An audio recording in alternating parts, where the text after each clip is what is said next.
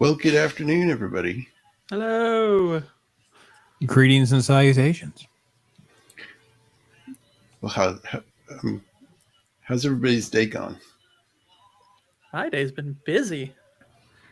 I had my own stream. I got brought onto a stream right before this that I wasn't even planning, but decided to agree to it. And this one. So I've been Cool, live a lot of the day. cool. So, got Stephen Ransom in the chat. Hello, sir. Hello, Steven. Hey, Steve. Thanks for stalking us. We appreciate you. Yeah. I've seen Steven on all three of those streams. Yep. He's a good one. He is. So, Casablanca. Yeah, this little film. I've heard of it. Yeah. So this was my first watch on this movie. It's crazy. What about It's so what about exciting y'all? to me. What about This y'all? was my third. I watched it again today. This is my third time watching it. I think third or fourth. Okay. Cool. Yeah, about I you, don't Pops? know. I don't know exactly how many times I've seen it. I don't watch it like religiously or regularly, but I will tell you that I have like mad respects for this film. Like it's one of the goats. You know what I mean? It It's is. like I did a stream with Magitech Mags, and we talked about that era, that 39 through 45 era of all of these like foundational films, these groundbreaking films, and just stuff that it's just amazing. It's really, really just technically so incredible. And I'm just on the rewatch, the thing I was noticing the most for me was just how I knew the backstory of how quickly they went to produce this film, and that they can't get anywhere near this kind of quality with these films that are in production for multiple years and multiple reshoots and whatever. And it's a crying shame. Yeah. Just a crying shame. Yeah. This was probably the most I've ever like really paid attention because I was taking notes for the show and everything, and it is such a tightly written script, and it's like I think movies today, like you said, there's so many rewrites and so much time spent in production. It's like you can tell they overthink so much stuff, and they start building story around shots rather than letting the shots be, come from the actual movie's material, that kind of thing. This is such a spectacularly well-made movie. Like this, like watching it again this third or fourth time, I was like, I'm going to be watching this a lot more often now because, like, I've always considered this a masterpiece, and I'm like, gosh, this is starting to climb into like becoming one of my favorite movies now. I really loved watching that today. And Jacob, hats off to you. This is one of the things that why I've always been one of your biggest fans, because I just love the fact that we can have film appreciation, we can have cinema appreciation, like dust off these films that hopefully one person at a time we can go and go, listen, you've never seen it, let's watch it. You've never seen this one, let's watch it. Let's see this one, you never watch it. So I think this is the best strategy. It's like, just keep nuts and bolts one at a time. It might be a couple years before I watch this again, but if there's a stream or a chance to talk about it, if I can make it work, I'll do that. I told my wife, she was asking about that. I said, well, I didn't do anything last year for the anniversary. I have regrets because I should have done it last year because it was the 80th anniversary. So now I'm at, was 85. So it's like what, 4 years from now. I won't wait 4 years. I'll do something between then. So we'll see. Yeah. And really, time is ripe to talk about movies like this because we were talking about right before the show just how we're currently in an era where there's just not really any masterpieces being made, and it's like, okay, well then let's talk about the ones we already have because there's bound to be a lot of people out there who haven't seen them. So, and there's so much to look at too. Oh yeah. From each decade of movies, there's tons of movies to look at and appreciate. Yeah, I think I had a comic book stream with Angry Canadian. We're talking about comic books and how it's 80 years of content. Like, you walk into a library, there's 80 years of books in the room. Where do you begin? What do you do?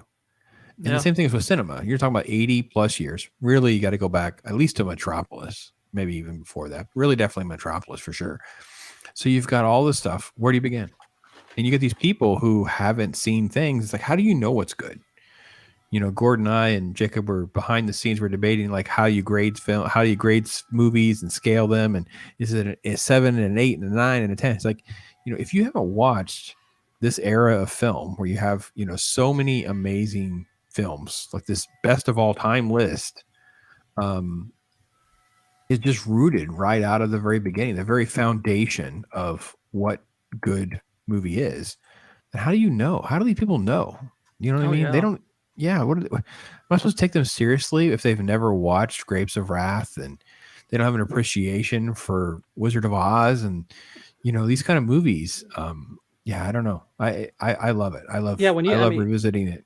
When you consider the frame of reference that people you could argue like 30 years old and back often will have. I mean, there are plenty of people around that age, 25 or 30, who have a great frame of reference, but there's a lot of younger people who their frame of reference is the MCU and stuff that's about like those are their great movies, and I'm like, okay, that's fine. I'm glad you'll enjoy those, but it would benefit you a lot to go back and look at stuff like this. Go back and watch movies from the 30s, 40s, 50s, 60s, 70s. Get the frame of reference of what these great movies look like, because the effort is very different. The way scripts are written is very different. The attention to detail it's so much better. There's not all that hand holding. It's not just movies weren't asking you always to like turn your brain off in order to enjoy something. It's like, no, let's engage your brain. Think about what we're doing here. Jacob, you said it was your first time. What was it like watching this and like having a note? How were you able to soak up the craft of it all, like the set design, the costume, the lighting? There were just so many elements that I don't even know the first watch you get, but I just wanted to know if you picked up on certain things. Yeah, I just noticed the amount of character actors in it. I mean, tons of them, and it's set in Morocco. It's in Morocco, so there's a mixture of people. But there's also a big mixture of different people from different countries. I mean, they set it up as it's people escaping the Nazis they're going through Casablanca to get out. Mm-hmm. Right. And so you get all these different. It's a refuge city, right? Yeah. So you get all these different cultures and different clothing and stuff. It's really a feast for the eyes. Yeah, I'd be curious, what did you have an impression coming in of what the movie was going to be? Because I know that like the first time I really heard this movie discussed in any way was actually watching When Harry Met Sally, because there's a little thread throughout that movie where they're talking about Casablanca, and like they talk about it, I think at 3 or 4 different points in the movie, and it's very much just discussed as the romance, between Bogart and Bergman. And so I remember my impression being, okay, this is just a romance movie, and it's apparently a really great one. And then you actually watch it, it's like, oh, this is actually a much more than just the romance. Yeah. And I'd be curious to know if that was your impression coming in, that's what you were seeing, or was it something else? Well, I mean, you obviously hear quotes and stuff from it, like, "Here's looking at you, kid," and that kind of. So you get that part of it, but yeah, the biggest thought behind this movie is that it's a romance, and that's what people think of it as. But it's you watch. I mean, it doesn't even start out talking about the romance. It's talking about what's going on, the climate, the Germans coming in, and all that stuff. I mean, you don't even get to the romance part of it like maybe 15, 20 minutes into it. Mm-hmm. So you get this big background of the war and all that going on first. Let me push back and say I think it's even further than that, because I think it's around the 38-minute mark. I know I'm that nerdy, I would know that, where you have the play the song, Sam moment. So it takes 38 minutes to get to that moment, and that's when it starts to have its second layer of the romance. And it's not just the wartime intrigue, the coming together. It's almost like the Mos Eisley thing. We're going to have all these strange people, strange characters come into this one place, trying to seek refuge and safe haven and travel over to the Americas to escape this, Nazi expansion across Western Europe and into Northern Africa. And I think that's the setup. And then it just changes radically at that point. So, yeah. Yeah, it just immediately starts off with them explaining what's going on. Yeah, they do a good little narration and intro, a little history, which I think is really, really good, especially for younger viewers who may not be even aware of all this kind of stuff. So, oh yeah, this actually it's a great setup because I mean what they're telling you carries, throughout the movie. It's like wow, this is a really nice way of doing your exposition. It's just like okay, we're going to give you a brief run up of the situation, and you have the 2 German officers that were murdered on the train, and go. It's like yeah.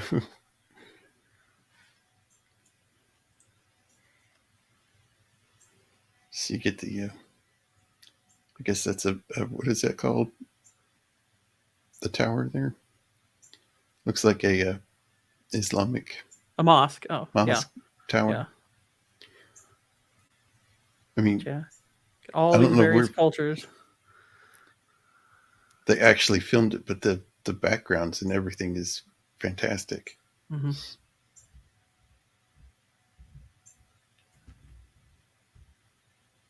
I think this is all sets. Because it says, looking it up, it says it was filmed at Burbank. So it's just well-constructed sets. Yeah. Well, there was one new set. I think it's what I was reading. There's like one major set, and then the other stuff was recycled from other projects. Mm-hmm. So they were masters at doing all that kind of stuff, retrofitting stuff, refashioning it. It's great. So yeah. So this guy's like announcing to the police force what's looking for 2 people that killed 2 Nazis or 2 Germans on a train. Mm-hmm. They're like 2 German consorts or something like that. So they start rounding up people looking at their papers because they said they had visas taken off of them basically, and those could be sold on the black market.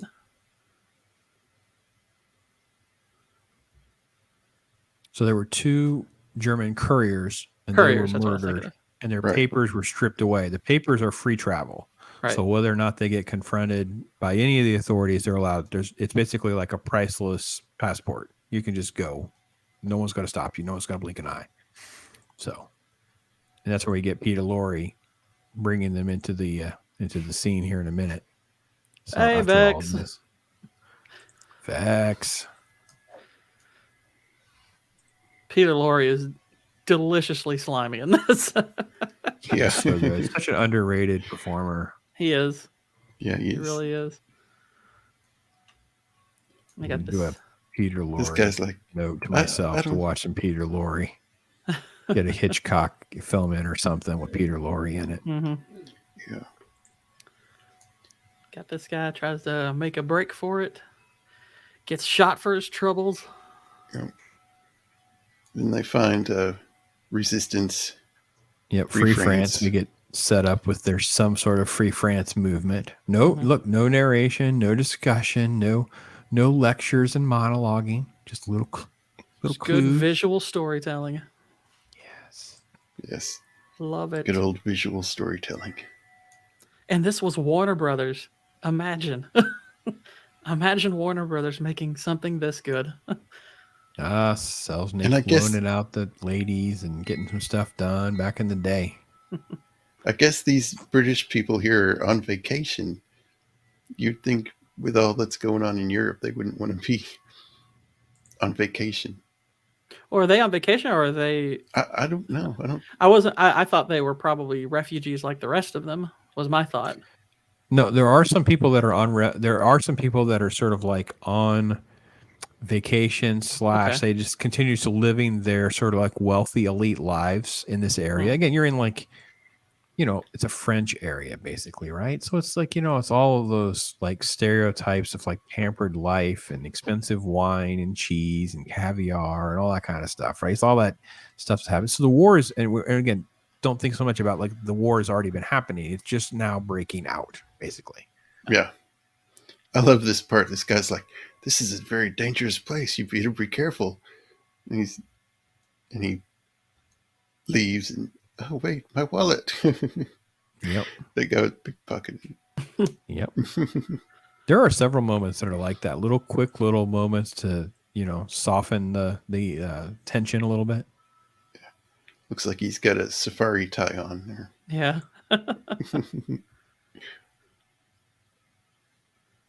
Yeah. And all these people are like looking up at the plane like their only hope is to get on a plane and get out of here. Yeah. Including this couple here who come in later.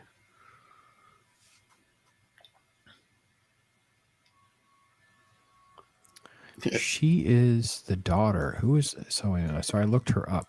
So I couldn't remember who she was, but she was famous. Let me see. Yeah, she's a famous actress. I briefly looked it up because she was Joy pretty. Page. Joy Page, right? She's Warner's son. I mean, Warner's son. Warner's stepdaughter. Okay. So he got her the gig and got her some roles, and there you go. Marry the right family, I guess. It's the right gig. There you go. It's her first film. See him bring up the drunk girl and the cocktail waiter.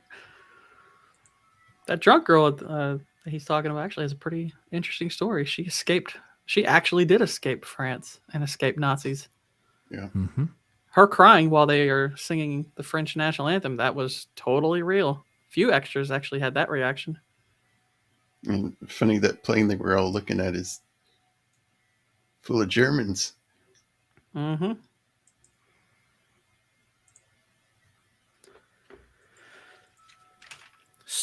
And this guy's Major Strasser, I think is his name. Mm-hmm. Mm-hmm. And he is a German, but he actually the actor was known well to, he hated Nazis and was ostracized and had to escape his country. And part of the reason because he was married to a Jewish girl. Yep. Wow. Mm-hmm. And there's Claude Rains. Claude Rains, Invisible Man. Captain Renault. Louis. He's fantastic in this. I was impressed. He is tremendous. The picture quality. Yeah.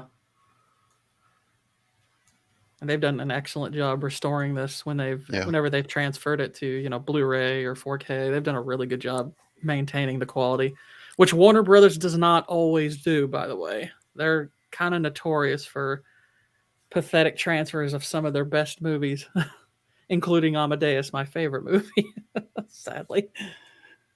This seems like, and again, I don't want to derail your conversation here, Jacob, for a minute, though, but this is the stupidity of Hollywood right where we are, though, because a beautiful 4K transfer of Casablanca is a cash cow forever. Mm-hmm. Right? So I don't even care if it's just a few hundred copies a year. It's like every year someone's like, oh, there's a 4K version of one of the greatest movies of all time. Yes, there is. Yeah. Would you like to own it? You know what I mean? It's like same thing happens over in comic books. Like there's some things that are out of print. So all they've done is just make expensive versions land on eBay and stuff. And I'm like, no, we can have nice things. Please stop it. Make money so we can have nice things. Mm-hmm. Yeah. Look at that old man who might actually know might have been there during Casablanca. You could have Roman come in here and talk. You might be able to have firsthand experience. Who knows? Yeah. Hello, Cannoli and Roman. Yes, this is an amazing film. But yeah, I love the way Claude Rains plays this because, you're starting off and he's kind of, I don't know if I'd say cozied up to this Nazi major, but it's obviously being respectful and friendly. And you're like, okay, can I trust this guy or not? Just how good or bad is he? He's does a really good job playing this kind of gray area character and playing it the way he does. Because the gut reaction is always to dislike anyone who kindly associates with a Nazi. And you're like, I don't know if I dislike this guy. Well, he plays enough of the angle to make sure that he can maintain control and his position of authority in this area, right? So he's still into gambling. There's There's a couple of gambling jokes. But there's one really at the end of the show, yeah. end of the film that's just freaking gold. I laughed out loud today. I did, that joke. I think me I up. hit the rewind thing to get a couple of seconds and get that one in again. That was just so good. And here's Rick's Cafe. Yep. Everybody Comes to Rick's, which was the original title of the screenplay. Everybody Comes to Rick's. It's like a Cheers. They actually shipped the screen back in the 80s. They shipped the screenplay over to studio readers under the original name. And obviously there were plenty of people who were reading it that were familiar with what they were reading, but the ones who weren't, a lot of them were like, "Oh no, you could never. This isn't good enough to be. This isn't good enough to be a movie. It's too dated, and there's not enough sex." It's like y'all don't even realize what you're reading. You're reading one of the greatest scripts, possibly the greatest script of all time. Definitely an underrated script for its time. It didn't get the accolades. I was going to double check. Let me do that real quick. Did it get nominated for screenplay for Oscar? I don't know. It did win for screenplay. Okay, it's weird because it only won 3 Oscars. It didn't do one of the cleanups because you know how that is back then. It's like sometimes movies like this only got like a couple, or they got like 12. There was no in between for movies like this. Yeah. It's just it got 3. So screenplay, picture, and director were the only ones. So this guy's his name is Dooley Wilson, and he's a actor and singer. Yeah, Sam. Good old It's funny. Sam. It's funny how he's famous for a phrase that wasn't ever actually spoken. It's great. Oh. So awesome. So you got a bunch of people making deals to sell stuff to make money for a ticket out. I really liked this, the way it kind of it sets up just the overall mood of most of the people that are stuck there, that all these people are desperate to get out. This guy, for a second, I had to remember when this movie took place because I was like, "Oh, Willem Dafoe." It's like, wait a minute, that's not Willem Dafoe. That's Martini from It's a Wonderful Life. Yeah, the bar owner. It was just that very brief moment. It's like, Willem Dafoe. No, wait, this was from the 40s. Can't be him. It kind of looks like him. He does.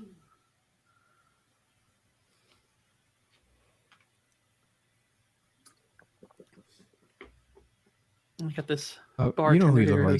He kind of looks like a little bit of Henry Fonda with that shot, by the way. Sorry. I know you were showing before. Well, I just loved all this. I mean, they're all wearing different colored suits and hats. Some are smoking, some are not. Some are drinking, some are not. It's a little this, a little that. It's just a menagerie of chaos, and it's just beautiful. It is. Yeah. And you got this table where they're trying to get the owner over here for a drink, and he's like, "Oh no, I've never seen him drink with a guest." And then he's like, "I run the second biggest bank in Amsterdam." And he goes, "He wouldn't be impressed by that." He goes, "The guy who ran the first, he's the cook now."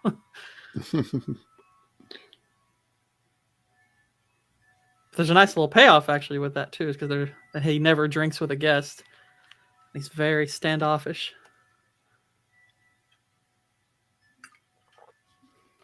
And then the man himself, Bogey. Who also, by the way, this chess game he's playing, apparently, because he was Bogart was a big chess savant. He was apparently playing by letter with a friend. Like they would, I guess one of them would make a move and then send a letter to the other. It's like, okay, this is what it is now. It's like, I can't imagine doing that, but apparently that's something they did. I heard that was kind of a thing back then. That people would do like pen pal games like that. It's fascinating. Yeah, that is. It kind of reminded me of the scene in Blade Runner where because what's his face, the guy who basically makes all the replicants, he's playing that chess game where he and JF Sebastian are occasionally like contacting one another. It's like, this is my move for right now. They got separate boards in separate places. Yeah, I like this part. This German guy tries to get into the back room to gamble. It's like, no, don't let him in.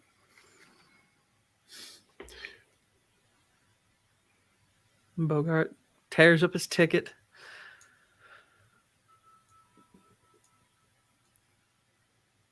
He's just, and I was trying to pay attention to every line he said. 'Cause I started to write down like lines he was saying that I knew were like considered famous, and I had to stop because I was like, gosh, is there a line he delivers that isn't quotable in some way? I mean, he is just one line after the next after the next. I'm like, gosh, this guy's got phenomenal dialogue Yeah. every time he opens his mouth.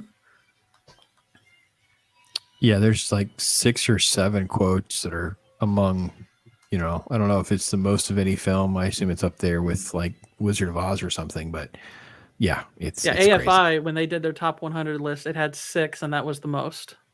Okay. I think there Yeah, were that 2 makes below sense. it that had 5, but yeah, Casablanca had 6. And there were some you could tell that they were like, we can't do all of these because it could make up almost the entire list. But yeah, this is the scene where I will actually love this scene between these two. Yeah, he despises him, and that's why he trusts him. That's where he gives him the papers. Ultimately, it's such a great banter these two have. Peter Lorre he is just nailing this. Like, he's just so believable and authentic, and you just feel it. Like, you just know this guy can't be trusted either. Mm-mm. Like, so good.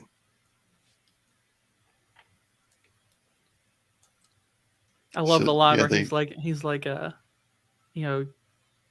something like I know you just because what like you I know you despise me. If you're like, well, if I give you any thought, I probably would.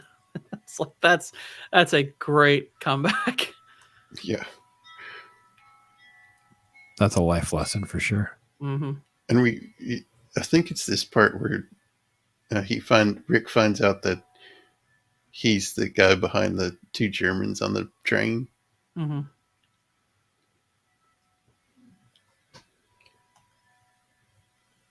I don't mind a parasite. I just object to one. That's what. Oh, what was it he said? Cut rate. Yeah. Yeah. Cut rate.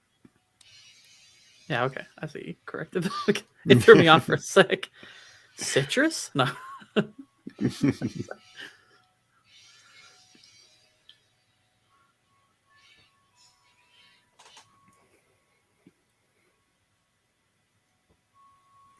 The line that we don't probably give any credit to is where he starts talking about why he comes to Casablanca, and he's like, "My health, I came for the waters," and he's like, "What? We're in the desert," and he's like, "Well, I was misinformed." Yeah, it's brilliant. I don't know if there is one, but I almost want a shirt that just says "I was misinformed," and it's a Casablanca reference, but I want anybody people will think that it's a modern reference, so I'm like, no. So some excellent dry wit there. Yeah, it's nonstop with him. Like, I just practically every time he opens his mouth, it's like you could put that on a shirt. Yeah. Just about every time. Tee up the softball, here's another. Tee up the softball, here's another. Yeah. Mm-hmm. Who wrote this screenplay? What's the line about like where were you last night? And it's like, I don't know, that's so long ago I don't remember. Yeah. It's like, well, I see you later. It's like, I don't make plans that far ahead. I'm just like, my gosh, it's so Chad. It's like, wow, oh my gosh, it's so good. Yeah. I'm like, oh, I can start using lines like that.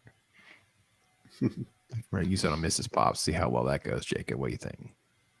Yeah, I don't know how that would work. Probably right. I guess I won't see that 25th year after all. Probably won't go well. Let's see.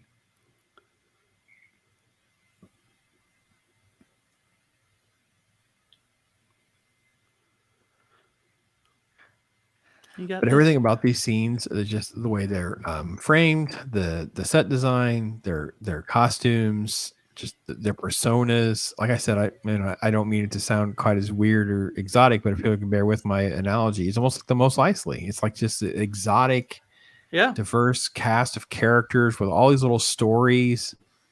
Yeah, it really it livens it up in a way that few films have ever been able to replicate, like even close to that. But now they don't want to spend the money. They just do all these crazy generic things. And like, this is like, I don't know, just so elaborately thought through. It's like Hollywood. You'd be amazed how great people make. I mean, atmosphere is so good when it's people rather than just the flashy stuff. People can create your atmosphere for you. They don't even have to be at the forefront. Yeah. Just have people populate the screen and make them seem interesting.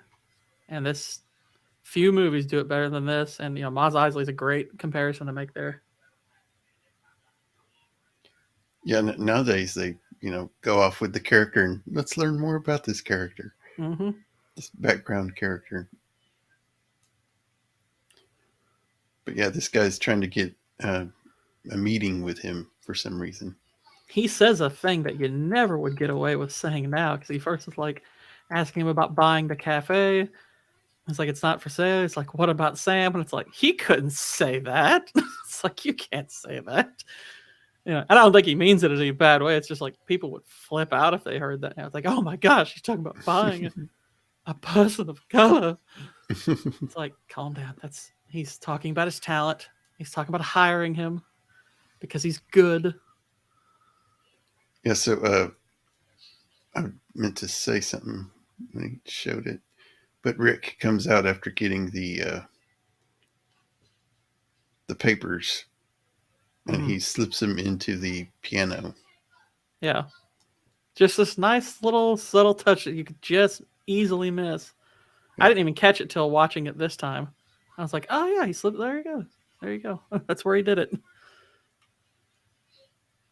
Well, and then the mystique of everything that's being set up in this early phase that we talked about, that first 30, 40 minutes, is, well, Rick doesn't really drink with the customers. Well, Rick really doesn't do this. Rick really doesn't do that. It's like everything is very mysterious. You're quite sure what kind of guy you're working with, what kind of person he is. Is he a man that can pull a pistol or not? You just have all these different little things, all these little breadcrumbs that are set up for you without having to have a conversation about it. Like, we don't have to have some person tell you, that Rick guy, he's pretty tough, blah, blah, blah, blah, blah. It's like, no, we just show you a bunch of cool things. Hang on, Jacob. This because this woman is, after Ingrid Bergman is, I mean, she's pretty striking. Because like as big a Chad as he is, I'm like, come on, Rick. I mean, look at this lady. This woman is amazingly beautiful right there. I was like, this is the drunk lady, right? She is. Yeah. This is Yvonne. She's like, oh, you're drunk. I don't remember that far. Madeline LeBeau. Yeah. I was like, huh, she's lovely. Yeah. But she was the one I was talking about earlier, who's the actual French refugee. She has an interesting little arc in this too. Yeah, this guy, I love. He's walking her to the car to drive her home, and Rick says to him, "Now, when you get her home, you come back." And the guy gets this disappointed look on his face. Yeah, he's like, there's a nice little pause between. He's like, he goes, "You take her home." He's like, "All right," and he's like, and then come right back. And he's like, "Oh."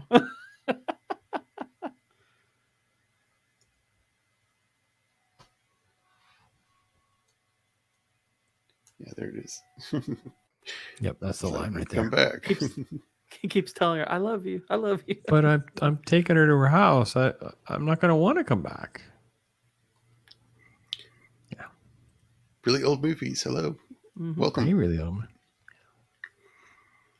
Yeah, this is, again, I don't want to keep pounding that same drum, but this is among that conversation of the best films of all time, and this era that we don't give enough credit to, where you have, Citizen Kane in this movie. Obviously, it started off with things like Wizard of Oz and Grape of Wrath, and there are so many movies that happened very quickly. Gone with the Wind. In this little window of time, you're like, holy cow, this is crazy. I don't even like picking a single number one. I'm good with having some personal taste with it, because they're all so technically sound and timeless. It's just great. I mean, I have a genuine favorite movie, but yeah, it's like you think back to this era, and I remember being younger and hearing about all these movies and thinking, oh, they're just saying that because these were like the first big ones. And then you go back and watch them and you're like, oh, these actually are really great. These actually are amazing movies. Now, this is the scene where he's like, Why did you come here? Oh, I came here for the water. Yep, there it is. But yeah, these two they have phenomenal banter between them. They're so good. They have great chemistry. Yeah, they do.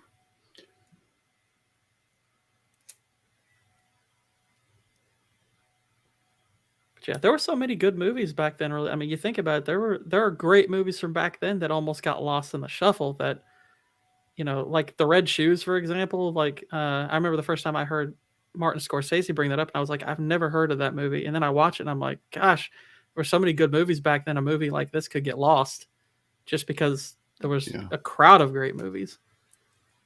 Highly recommend that, by the way. What is I was just going to say, Steven called me out for making an Oscar reference because you can end up with a crowded year, and that is very, very true. You can't end up with certain years where 2 or 3 of these films drop, and you're like, oh, this one won this Oscar, this one that. It's like they split the field, so to speak. Yeah. Well, heck, Gone with the Wind and Wizard of Oz came out the same year. Yeah. I was going to say, It's a Wonderful Life was a flop when it came out, and they shelved it for the longest time. That's what messed up the public domain, the registration on it all and stuff like that, all funked up and wonky now because of that. Yeah.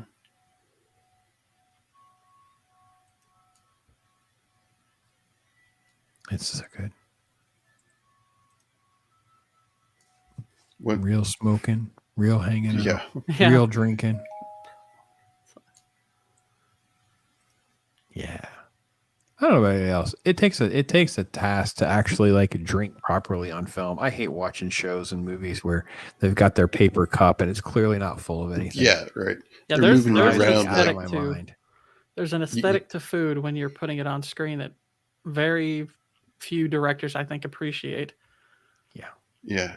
I would say Tarantino gets it right. If you pay attention to his movies, drinking and eating in his movies is done really, really well. He kind of almost fetishizes it in a way, and but yeah, there's definitely an art to it. I don't know if y'all seen the movie. Person on it, like that's your job, is make sure the food and the drink goes right. You have no other job. That's your job. I don't know if y'all have seen the movie. What is it? Big Night. Tony Shalhoub and what's the other guy's name? But anyway, it's a restaurant, and the food in it. It's really, they did a really good job with the eating and drinking. Stanley Tucci movie? I think, yeah. Is that who that is in that? I think so. Okay. You said it was called The Big Night? Yeah, Big Night.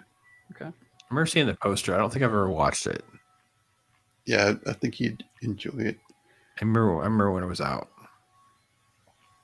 Yeah, but you'd think an actor would be like, hey, could you put some water in this cup?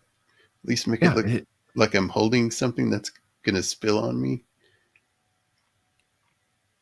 I feel like it's a no-brainer. You see so many, especially now because we have like coffee cups and stuff that are these paper cups and whatever. And it's like, it's clear that there's nothing in this cup. You're just slinging it around, tilting it all sorts of wrong angles. It's so distracting. It takes me out of the scene every single time. Yeah. I love shots like this where it shows the shadow. I caught that watching it this time too. I was like, "Ooh, that's a nice shadow shot there. It's really good." Zach's like a boss, showing up in here, showing off all your quotes.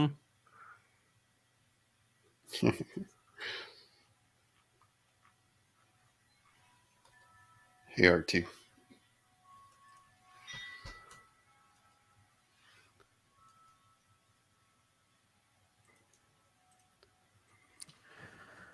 I know, Steven. I know about the continuity, but they can do it right. I've seen it.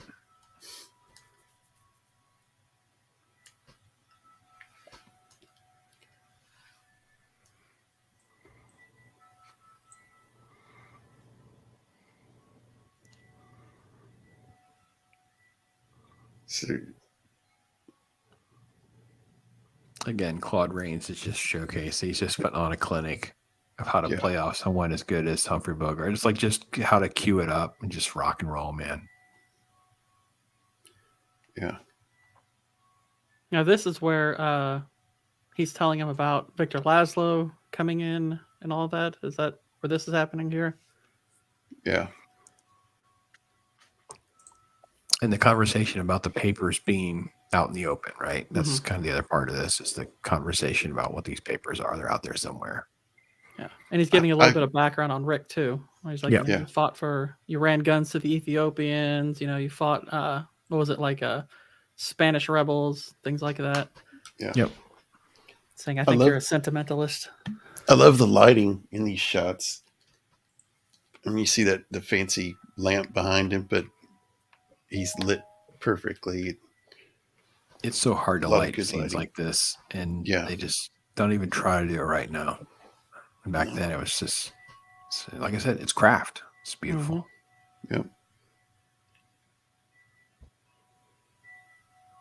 You can tell when a director sees his shot like a painting,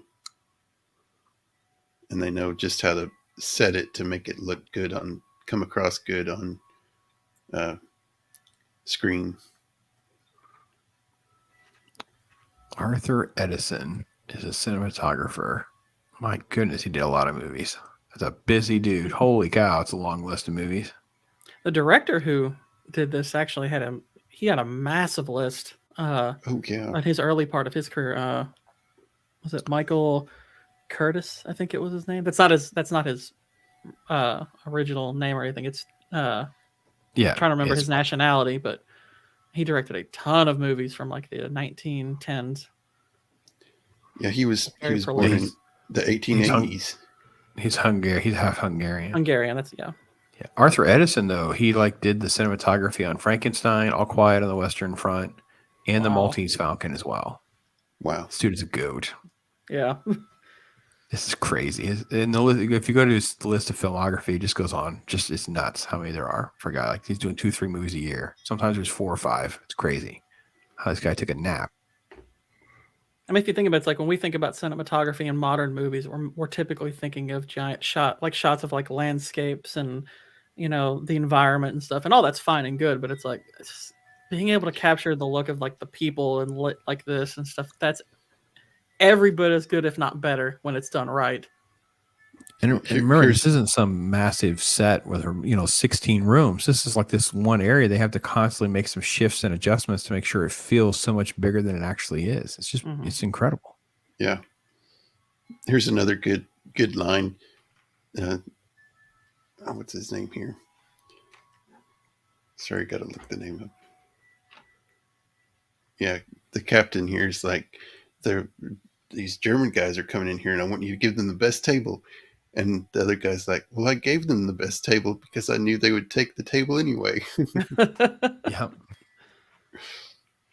The one close to the ladies. Yeah, that's right. Major Strasser gets the good table. That's right. Yeah.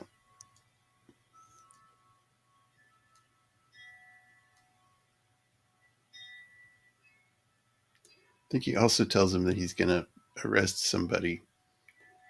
The captain tells Rick that he's going to arrest somebody. Mm-hmm. Yeah, he lets him know right off the bat. It's like there's going to be an arrest here. The guy who, it's like, we know who the murderer is, all that good stuff. Yeah. It's like, should give your guests some entertainment, basically. Yeah.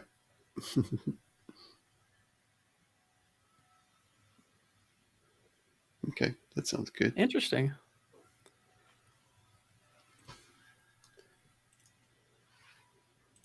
And the German and the captain, they're in their evening uniforms.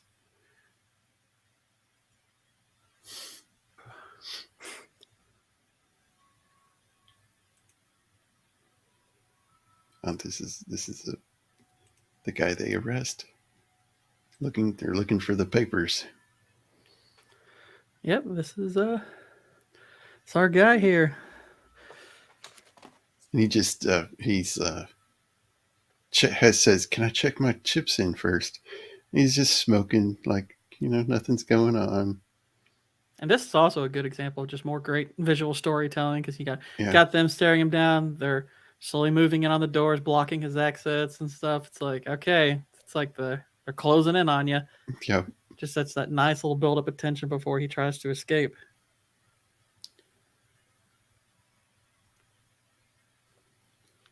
Yeah, and he's begging him to help him, but can't really do much because Yeah. they're all right there. I think his name in the movie is what, Ugart? Or something like that? Gourd, yeah, Yeah. I think so.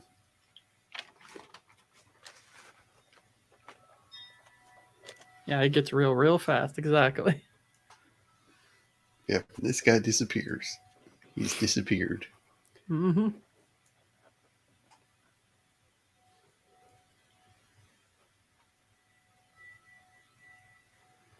He's like, nothing to see here. Better go back to your drinks.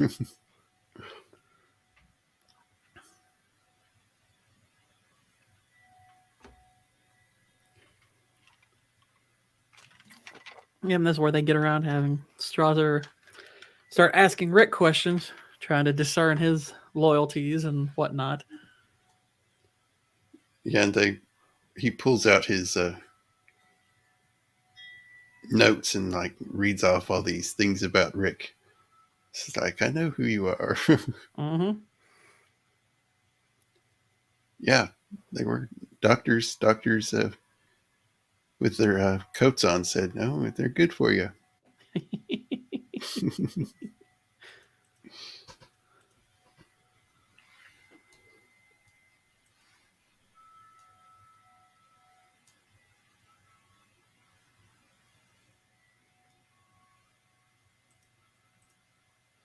And you notice this guy never takes his eyes off Rick. He's like, looking at him with suspicion on his face.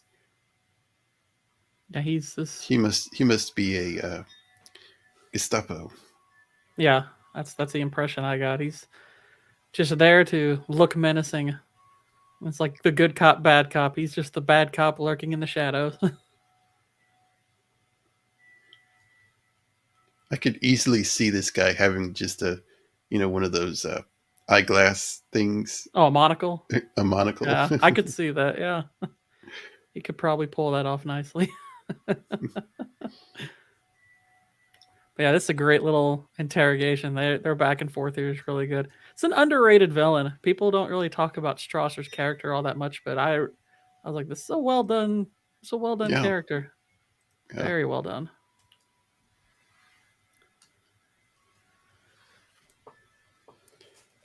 I'm sure the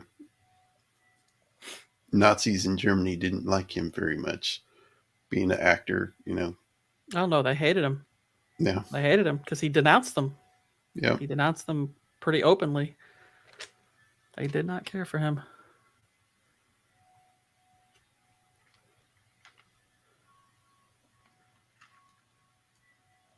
But yeah, I know their whole aim. In case anyone watching, we haven't gone over this part. Is their aim is basically to keep Laszlo in Casablanca because obviously he's part of a kind of an underground movement, and Yeah. They don't want him going to America and spreading the word about what's going on. Mm-hmm.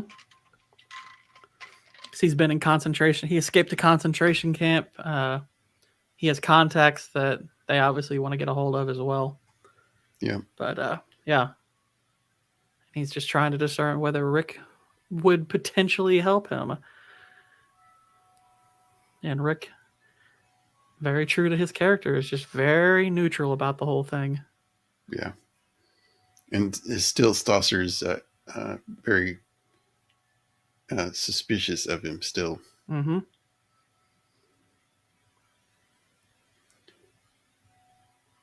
I think what's interesting about this, what plays so well in this scene is at this particular point in the movie, Rick probably would remain neutral. And I mean, in his own mind, he's like, everything I'm saying is true. I know I did all that stuff back then, but I couldn't care less about this. It's like he is fully intent on keeping any interest in what's going on out of it. It's just like whatever, he whatever happens to him, who cares? Yeah, he says several times in it that I only look out for myself. Mm-hmm. So, but then there's a something changes his plans of looking out Whatever for could him. that be? But I also like the fact that they so I don't necessarily think they doubt that he thinks that, but I think they kind of get a similar impression that Claude Rains' character gets. It's like, you've done this stuff before.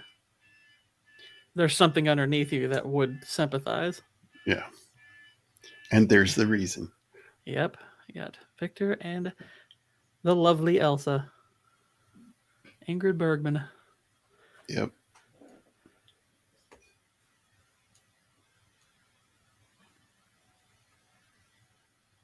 And she's already coming in uneasy because she pretty much already knows who's here. It's like when she makes eye contact with Sam, and it's like, okay, he's here. Here's another character actor. Mm-hmm. Been in a lot. What was it? He was in The Searchers. Oh, okay, yeah. Yeah, and he comes in and he's wanting to aid their transport out. Yeah. And I think he also is the one who informs them that Gourd has been captured and that they won't be getting out that way, pretty much. Yeah. And Laszlo, too, is a really good character. Oh, he's phenomenal. Because of the impression I had got before I ever saw it about this being a romance between the, Bogart and Bergman's character, my inclination was thinking that, okay, he probably won't be that likable. And that's why you'll pretty much be rooting for her and Rick to get together. But then you actually start getting to know him. You're like, oh no, this is actually he's a very honorable person. Like he's the most decent person in the entire movie, basically. It's like, wow, I do love that line. Are my eyes really brown? That's great. I love it. I think because we're not as familiar with the history of the time, it's sometimes even hard to kind of get our head around the element of having an idealistic freedom fighter. He's trying to navigate his thing. Like it's, poor Rick's kind of put in the middle of a rock and a hard place, right? He's kind of been, I don't want to say duped because it wasn't really the fair thing as she explains the circumstances. But obviously this Laszlo character, it's like you want to hate him. Rick's like, oh, crap, he's a nice guy too. It's like, he might be a little on the edge, but not to the point where you're like, hate on him. No. Peter Lorre. Oh. Sorry. Claude Rains. Sorry. I said Peter Lorre. My brain's getting late, Jacob. I told you. I get tired. I see crazy things. Who knows what's going to happen? But yeah, what a looker indeed, Stephen Ransom. Yep. They don't make him like they used to. No. Just classy, beautiful, feminine. It's like just lights up the screen immediately. You're like, wow. And not a like feminism today is like she's not a very strong woman. She's very strong. Very. I think. Very. She has to navigate a horrible situation personally, throughout this, and it's just like that's a very difficult conflict, and like they would hate her just because she leans on Rick in the end to help her navigate it. Yeah. But it's like, she's one of the ideal female characters in a lot of ways.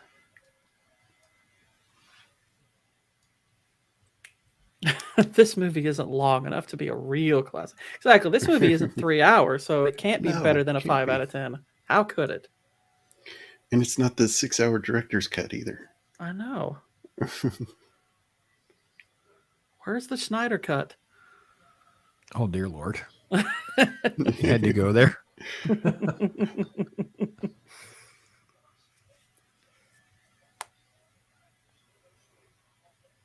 And then here he comes, and they're arranging their... a leg lamp on the table there.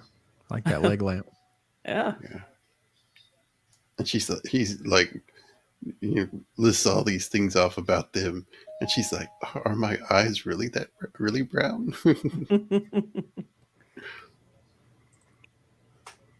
We talked about how much taller Ingrid is than Bogart. Like they had him standing on I was going to books. bring that up a little later, but yeah, that's Yeah. Like we get to some of these shots, and you're like, Laszlo's a really tall dude, Mhm. and then like Ingrid's pretty tall, right? And you're like, wait a minute, and then you're like, yeah, there is a story behind how they it's had him mostly on that books that Bogart's just kind of short. I mean, she's not like Uma Thurman tall, but she's a good like 5'9", 5'9.5" or so. Whereas Bogart's like 5'7". You know, he's like Yeah. around Tom Cruise's height. So He there's probably was standing on a bike. Is no 5'7". a couple of scenes where you notice that their height difference keeps shifting. What's going on Yeah. here? Yeah, and the height difference Cruise is between these 5'7". two, He's not 5'7". they're pretty much the same height. What was that, Pops? No way. Tom Cruise is 5'7". They lie. He's standing on something. He's got lifts or something. Yeah. He's not. Yeah. They add an inch for every Mission Impossible movie. So we're maybe up to 7. they would need to. So We're up like to De 5. Niro and Billy Crystal came through one of the radio stations for their that comedy that they were in, and they're just these little tiny humans, and it's just impossible to take Robert De Niro as serious after seeing how little he is. And they all call him Bobby. Like, oh, you could call me Bobby. I'm like, I can't call Robert freaking De Niro Bobby. That's like weird. Like that's not happening. Yeah, you see Robert Downey Jr. as Iron Man, and you can't unsee it after you see it. The picture of him in those high heel things he's wearing. Yeah, because they claim De Niro's like 5'9", 5'10", or whatever. He seemed much smaller than that to me. But yeah. All right, sorry, we're off the height chart now. We'll go back to the actual show. I've been subjected to the hospitality of the Reich before. The lady singing is wonderful. Yeah, I noticed that too.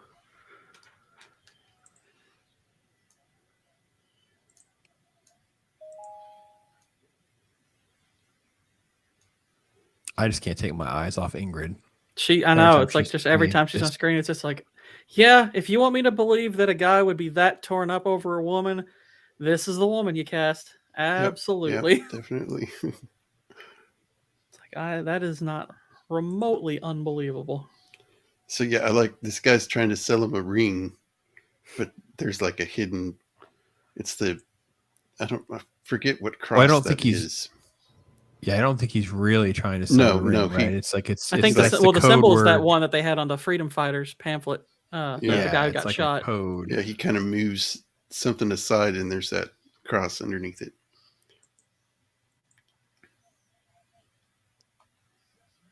He's like, "Don't tempt me, Frodo." No, wait, that's a different movie. Yeah, different ring.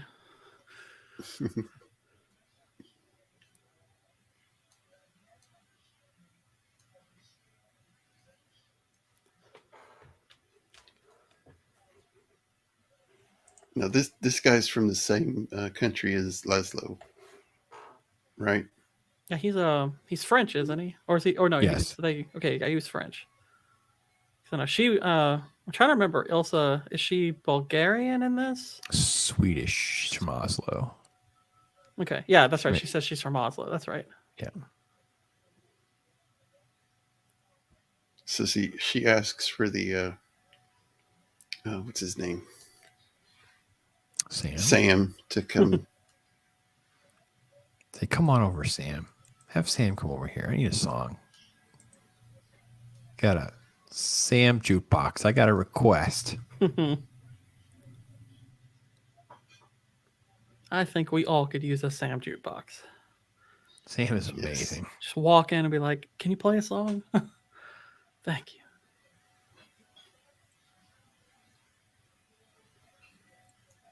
And she starts asking about Rick.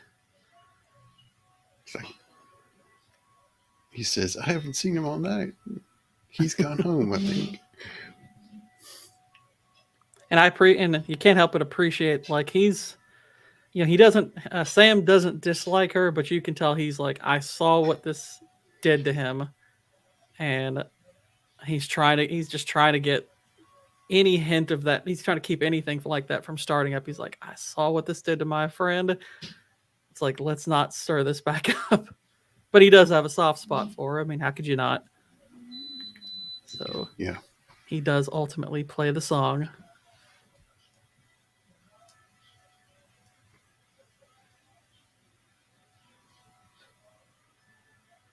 Are there color photos of her around this era? Someone got color photos of her I don't know. in the 1940s?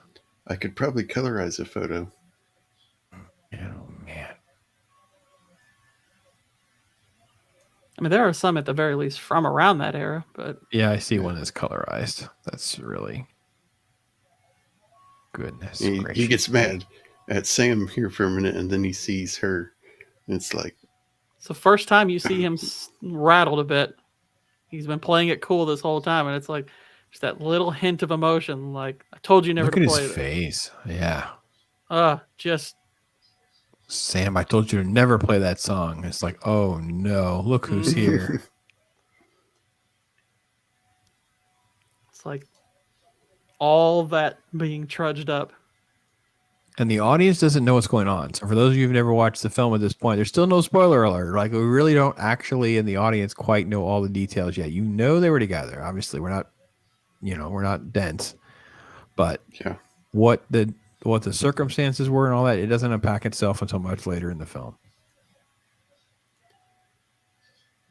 And Laszlo, he's noticing rules. Without the camera being too obvious about it, he notices what's between them, like kind of immediately. He's like, okay, something happened here. Later gets brought up in the movie, but yeah, and then he breaks a little bit because he sits down and has a drink with him. Mm-hmm. Yep. And breaks the captain's like, earlier.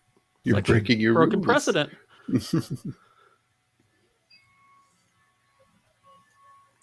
Yeah, Reynolds always keeping score. Mm-hmm. Yep.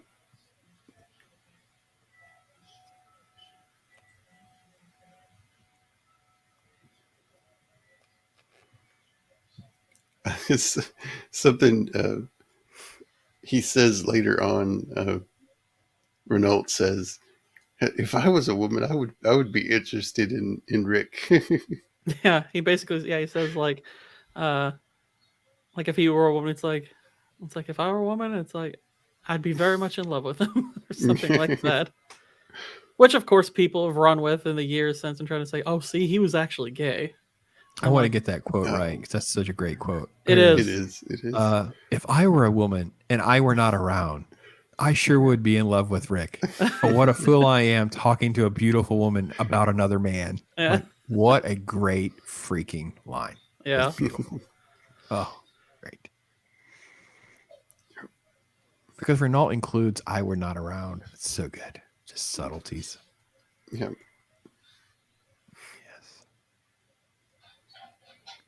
Claude Rains, man. Claude Rains is fantastic. Yeah. It makes Paul Henry, who played Victor Laszlo, what else did he do? I'm trying to think of what else he was in. Or if this was his one big thing. Because I don't know a ton about his career. Give you an update. Obviously, this is his biggest thing. Mm-hmm. Like, obviously, this is by far the biggest thing. Let's see. Oh, Studio Warfare. Oh, boy. Poor guy. So he's one of these actors that's caught in the middle of all that back and forth nonsense back in the day, right? So, now Voyager. I've heard of that. Davis. Yeah, I don't think I've seen that. I've heard of Now Voyager. I recognize it. I've heard of Human Bondage. I've heard of that. Yeah. Yeah, he's got a few that I've heard of. He's in the middle of all this mess with like the different studios, like fighting over contracts and stuff. And there's like blacklisting and then Return to Europe, like going. Yeah. So, yeah, he's caught up in all that. And of course, we talked a little earlier about his German heritage and his, for the other guy too. So all this stuff is that era where this stuff is constantly happening. There was some stress too with him in the studio because he was promised billing alongside Bogart and Bergman. Mm-hmm. That didn't sit well. Right. Yeah. So. Well, funny enough, because he was on loan from another studio, the actor who plays Strasser was actually the highest paid actor in this movie. Wow. Yeah, That's he had cool. the highest. He had the highest rate Wow. because I think he was on loan from like MGM. I think. The drunk scene. Thank you, Roman. This is just we're all. I mean, it's like even though you still don't yet know what's happening, they're building up to it. But gosh, the emotional weight of this scene, he plays this so well. It's just like my Uh, dude. You need a uh, drinking buddy? I'm here for you. yeah. I do love the how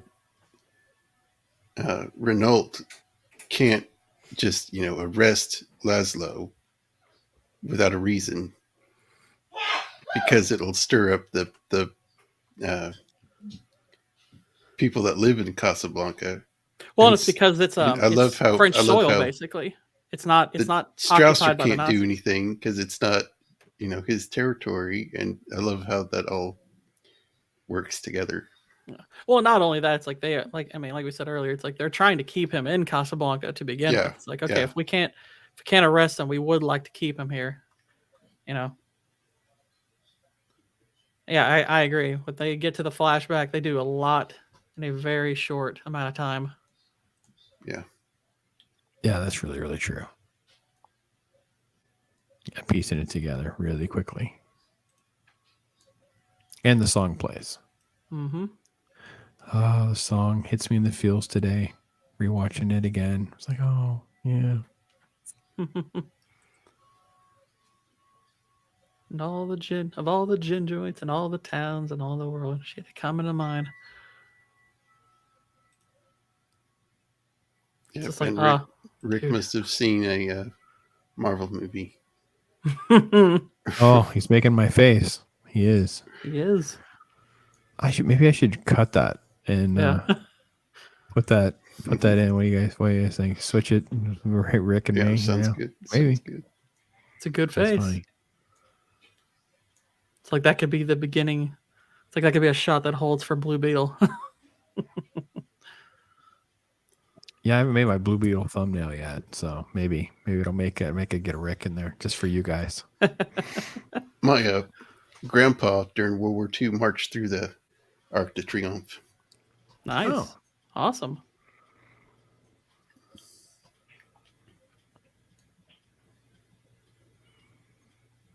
Get these great old timey driving scenes. Yeah. Where they're not driving, but it's okay. there's a nice charm to those. I've always appreciated. I just wonder what they're looking at. They're probably looking at the fan blowing him in the face. It's the happiest you ever see Rick. It's like his demeanor's very different. Yeah. I love it. It's like if you look, it's like okay, they're leaned over. It's like they're just doing all these little tricks to hide the height difference.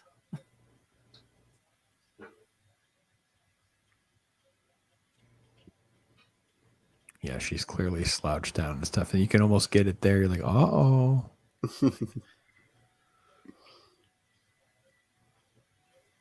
That's okay. She can be taller than me. I wouldn't mind. Humphrey Bogart in the mobster movies he did, he reminds me of the Batman the Animated Series, the ventriloquist dummy. Yeah, Mhm. yeah. They actually, I think I'm trying to remember who it was, but somebody like one of the producers or maybe the screenwriter, uh, they didn't like how often he wore his hat because they thought he looked too much like a gangster. They thought Yeah. they didn't care for the hat. I was like, no, the hat's great. It's okay if he looks like a gangster. He's kind of a great character in some ways. It's fine. Yeah. Yeah. German 44 is 8 miles out and getting closer. Yep. Yeah, I don't know if they were going for Bogart or if they were going for more like Cagney with the ventriloquist dummy, but definitely in that same vein in that era of that type of gangster for sure. Definitely.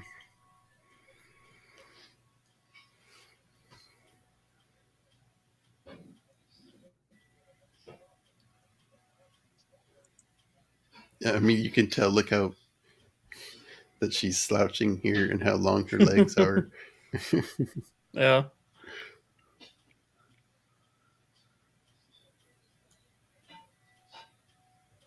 You know, it's funny too because I was reading a little bit about the film, just again, filling time. It's like how they didn't really interact much. They didn't. It's not that they didn't like each other exactly. It's just like there was no. They were done filming. They were done filming. That was it. Yeah. They weren't like they didn't really have some like amazing chemistry. They weren't going on dates or anything like that and stuff like that. Like I think they had like maybe one dinner sometime during the production, maybe or right But it was before with it. another producer, right? I Yeah, think it yeah, was it was with with another someone producer. else. Yeah, And I know Bogart's wife actually was convinced something was going on jealous. between them, and he was often coming to set pretty riled up over that. And he's just like, "Give me a break already! Come on!" It's like I barely know Yes, this woman. this shot here, the Germans, with all their mechanized artillery and all that stuff, they still used a ton of horses to carry supplies. She was young. Yeah, she was about, if I read correctly, she was about 27 when this movie was released, and he was about 43. So yeah. I mean, I would get it. Like, why your wife would be jealous. Like, I mean, Sure, Ingrid Bergman, sure. look at her. I mean, See a woman like that, you're like, you're not kissing that woman. No. You're like, why don't you come on over and we'll go to dinner together? You can get to know her, and you know what I mean. It's like that's about the best you can do is just offer, like, listen, there's nothing going on, but Yeah. Sorry, this is bringing out my World War II trivia. Go for it. Look up the Maginot Line. It was a long fortifications that the French had, and they thought the Germans would be stopped by it, but the Germans just went around it. Yeah. Well Didn't done, work out too France. well. There was a lot of stuff like that. I mean, the Polish actually attacked the tanks with cavalry. Just a totally different, the kind of warfare the Germans started had never been seen before. To be fair to the French, though, the Maginot, it worked against most forms of attack. Yeah. Apparently, from what I'm reading, but yeah, I did look it up. But yeah, this is after she's found out that Laszlo's alive. Basically, I mean, they reveal that later. But they're you can subtly tell that she wants him to leave. because she knows not she's not going to be able to go with him, but she wants him safe. She's in fear what the Germans might do to him, but also that Laszlo's alive. This is where they start hinting at why she's torn.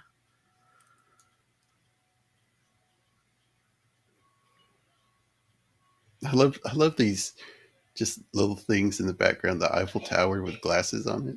Yeah, that's so cool. That's awesome. set design's amazing. It's just incredible how much stuff and attention to detail they have in film back then. It's Yeah.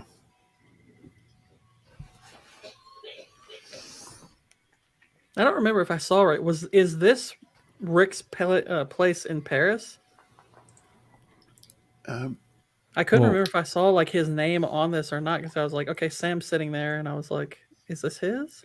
Okay, no, it's not. It doesn't have his name on it, but I was like, with Sam sitting there, I was like, is this his place or is it just he's there? They're just going to see him because he's a friend. Yeah, I think it's just visit. I don't think he had a place in Paris. I think it was just their time together. Okay. Hey, Beard. Beard of Liberty. We appreciate your lurking. Yeah.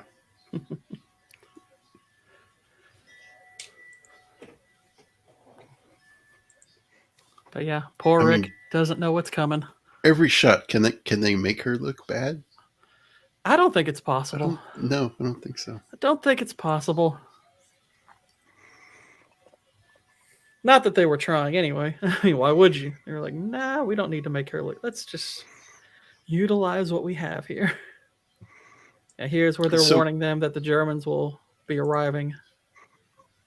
I'm guessing that this is the Germans were like broadcasting over the radio or something. Well, Because they're they say that. Uh, yeah, this is them saying the Germans are going to be arriving. Uh, I'm guessing. Yeah, I'm guessing it's either being broadcast by the French to the other French what the Germans are doing, or they're just saying it in German. I don't remember which.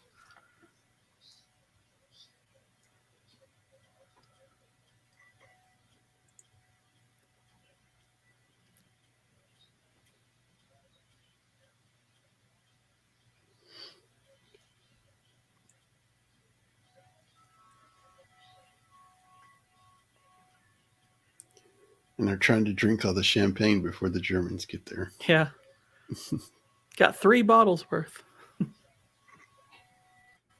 and she's still I think convinced. that another reason this I think ages really well is because we all know what's coming, but within the context of the film, when it's even released, they don't know. If that makes sense. Like, so we understand what the German invasion actually means in history. Yeah, And Yeah. them sitting here very cavalier and casually just sipping on some drinks and chit chatty. In a lot of ways, my brain kept going, you guys got to get a move on. Do you understand what's happening Get out outside? of Do you there. understand what's coming? Do you know what's going on?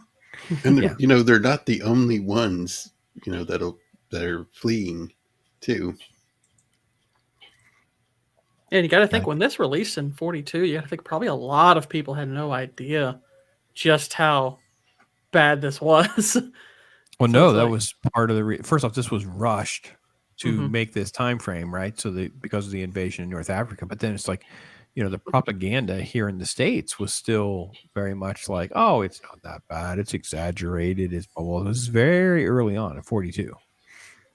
So This this this is is beginning of 42. This is not like late 42. So this is January. right. yeah. Oh, I I'm like sorry. That's right. That's incorrect. It's January 43. My bad. Sorry. November Okay. 42. Yeah. I love this is great. The note. It doesn't say anything why she's not going with him, but I love the in the rain and it's like tears. Hmm. The ink is washing away. Yeah. Cannot go with you or ever see you again. You must not ask why. It's like, well, not that he can. It's like, well, he can't ask you why you're gone. Just like, oh, Well, that has to sting. Yeah. God bless. Ingrid Bergman just left me a note, just washed away like that. I was so close.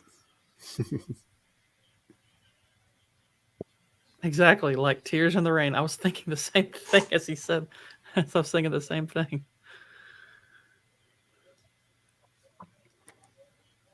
But yeah, that's just left with that empty feeling like, oh, suddenly it's like everything's fine one day and then it's gone. Just Yeah. like that. It's like you got to think like that lack of knowledge or closure would probably make you bitter for a while. So she does show up, and then he's drunk and says some stupid things. He's not too nice. He's not too nice here. Understandable, but Yeah. very much in the drink at this point.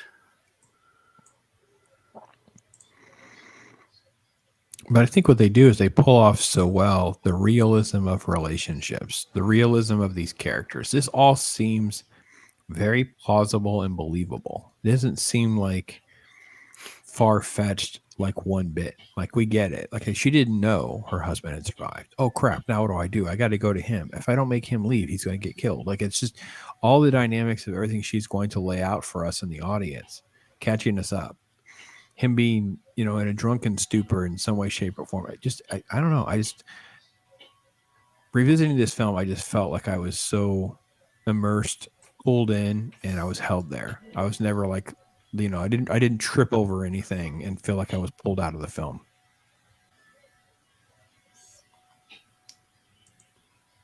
And here's where she starts telling him about how she met Laszlo. She was young and she idolized him. And I think the kind of the way she puts it is that she thought what she felt for him was, you know, that romantic love, which I think really plays an interest. Like she very much does. It's like she loves him, but not necessarily romantically the way she loves Rick. And Laszlo very much loves her. Obviously, Bogart still loves her, of course. But I can't remember. Like this isn't where she tells him that she was married, though. This is really just she's getting that little piece of information out, and then he continues to be kind of a jerk to her, and she leaves. Yeah. I love what Strasser calls Rick. I forget what he called him.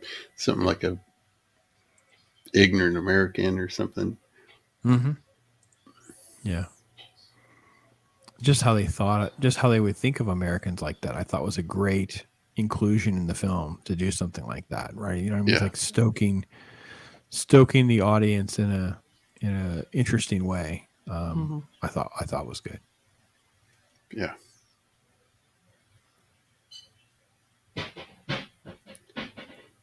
So they've had to come into the police station for a meeting. Yep, they're basically telling him that he can stay there, or he can give up the names of these other kind of leaders in the underground movement, and then if he does, he can leave. Yeah, thanks, Roman. Blundering American. Yeah, the quote's blundering, but then it's the best. Renault gets the best line though, because it says we mustn't underestimate the American blundering. I was with them when they blundered into Berlin in 1918. Yeah, making the World War I reference. It's brilliant. That's good. Again, the script is just gold.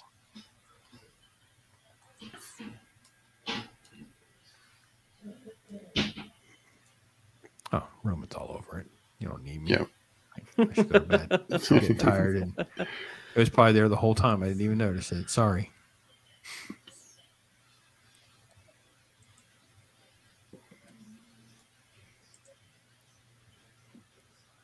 Yes, just give up the names.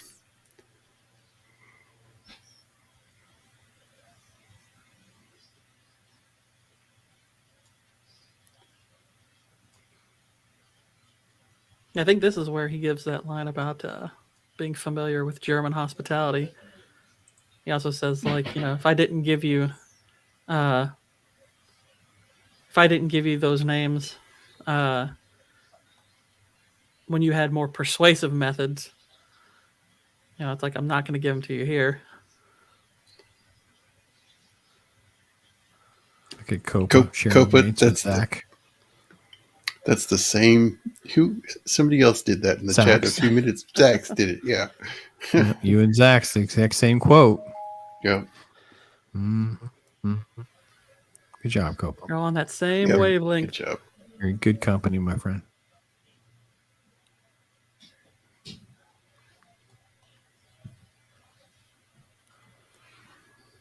Elsa's hat. Yeah, no, I love that hat. She pulls off the hat's nice too.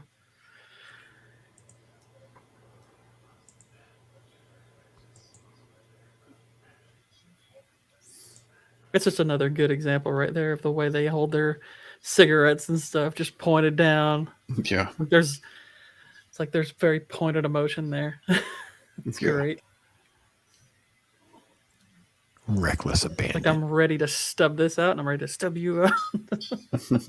I will stick this in your eye.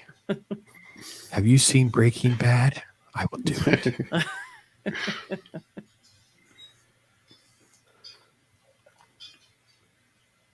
I haven't seen Breaking Bad. What's he talking about? Who hasn't seen Breaking Bad? Send him to the camp. I haven't. Yeah. What? Get him off the stream. I did a rewatch recently, Jacob, all the way through Breaking Bad and then Better Call Saul. You know what I forgot was it was actually on television. So it was so much cleaner and stuff. I guess I forgot. Like I just, you forget. You have like these associations of different things that happen in the show. And I'm like, oh wait, this was on TV. That's why it's so clean. And it's not that it's not edgy. It is, but it's never like. Yeah, there's like the actual uncut show. It's like there's a couple of scenes with nudity. There's a couple of F-bombs that they're peppered in through there. I mean, it's not a massive difference, but it's a difference. This is the scene where he says, if I were a woman, Look how suave and cool he is. He is. He doesn't get the credit he deserves.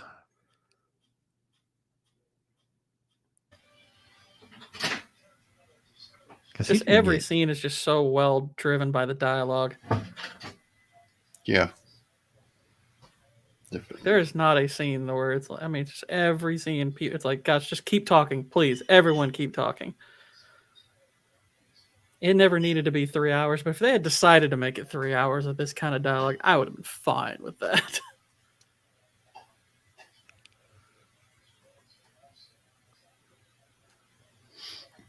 Oh, there's a colorization of this? Oof. Mm-hmm. Oh. I'm not sure I'd want to see that. No. No, I wouldn't want to see a colorization of this. Nah. There are some things that they do sometimes that just don't work. Like, so we went to a colorization presentation thing with Lucy, and they purposely had to make changes because she would wear certain colors because of how it would look in black and white. So if you showed the actual color, it'd be like weird. It wouldn't go together. It wouldn't work like. So just all sorts of the conversation about all that's just fascinating. So actually, my first, I guess, sort of experience with colorization was watching Lost in Space. I loved it in black and white, and then when they colorized it, I was like, this kind of hurts the show, doesn't it? Yeah. I don't like the show in color at all. It's just off. Especially when they've, it's in black and white, and they've, done the lighting for black and white. It totally throws what they were going for. Mm-hmm.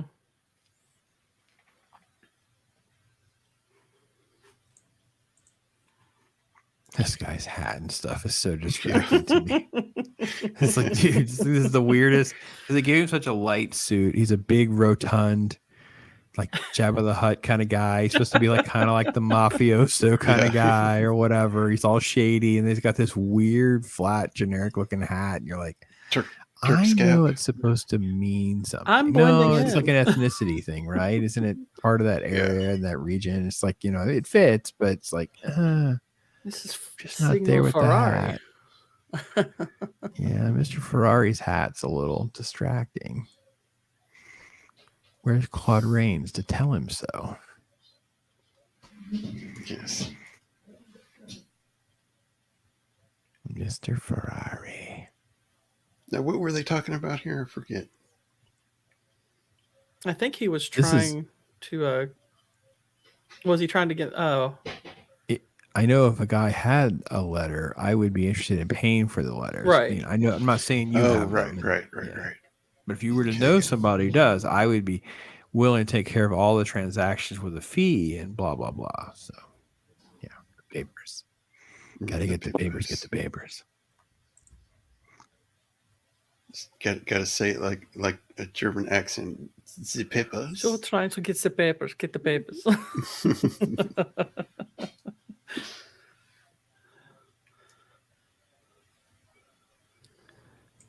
And then you throw them out of the Hindenburg and no papers. No papers. The salesman. He's not a great salesman. He's like 700. It's like, go for Rick's friends. It's like 400. It's like, it's all the way down to 100. It's like, dude, she's not interested. Like, just stop. And then he offers her that and other things,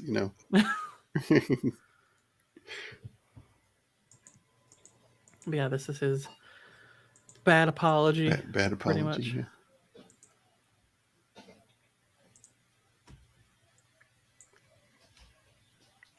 Special friend of Rick, 700. Now 200. Now 100. I give you this. I have a camel, 2 goats. It's like, dude, what is your aim here? With a hat like that, she doesn't have to have aim. Yeah. No.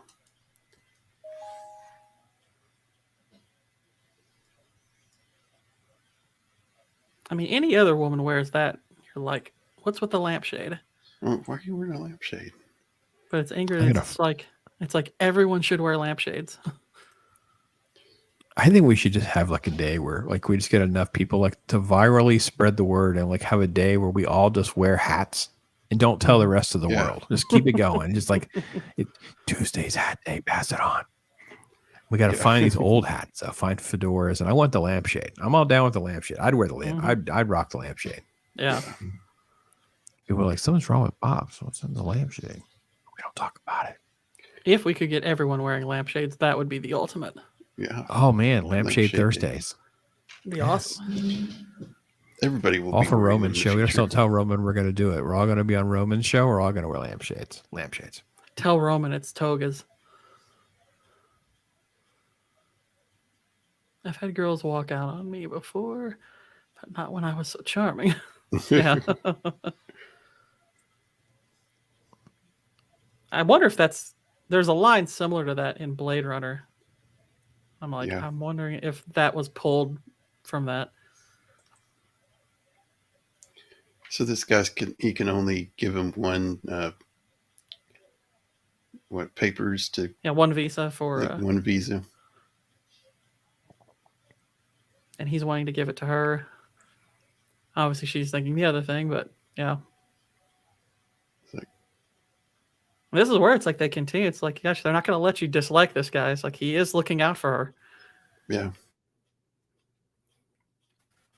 Because that was part of what I was, as you're getting to know him and like the importance of him and this movement he's a part of, you're like, okay, is he going to be the type of quote unquote revolutionary who's going to be like, it probably should be me who gets out because I'm important and all. It's like, no, he's still very much cares for her.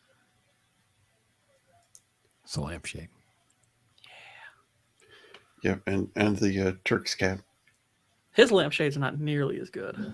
No. He's got the ice bucket. Yep. Like the island of Dr. Moreau. Yep. Dual functionality. Ice bucket. Well, that's a win for you, Roman. Wearing both the lampshade and the toga. That is the ultimate. Move. It's the boss move, Roman. All right, guys, I'm sorry to have to do this, but I have to dip out. As many of you know, I work at the crack of dawn on the eastern side of the planet here. So, I gotta get in a nap real quick. Oh, it's fine. Hey, that's okay, man. You guys go on without me. Glad you were able to make it. Awesome. Always love it. Thank you to everybody in chat being here. Gourd, always cool to hang out. We should do this more often, brother. Keep in touch. Let me know what's going on. We'll figure something out. Have you on for a show or something. Jacob, my brother, always love what you do, man. Thanks for everything. Oh, thank you. Yep. Thank you. Thanks for coming. You guys all. Yeah. Everybody take care. Talk to you guys soon. See you, man. Later, man. And then there were two. Yes. Just two. Okay. Okay, here we go. So he's informed them that he only has the one. He wants it to go to her. They decide not to do it. And there you go. And then we got this jerk pickpocketing this poor guy. This guy.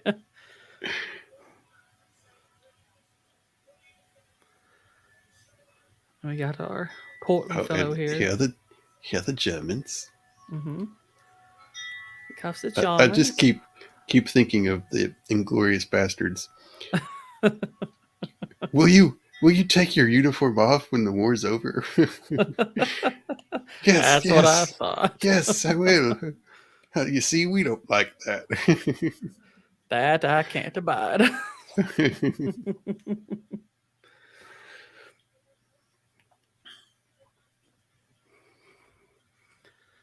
All right, we have him coming back to chat it up. I'm trying to remember what it is they were talking about when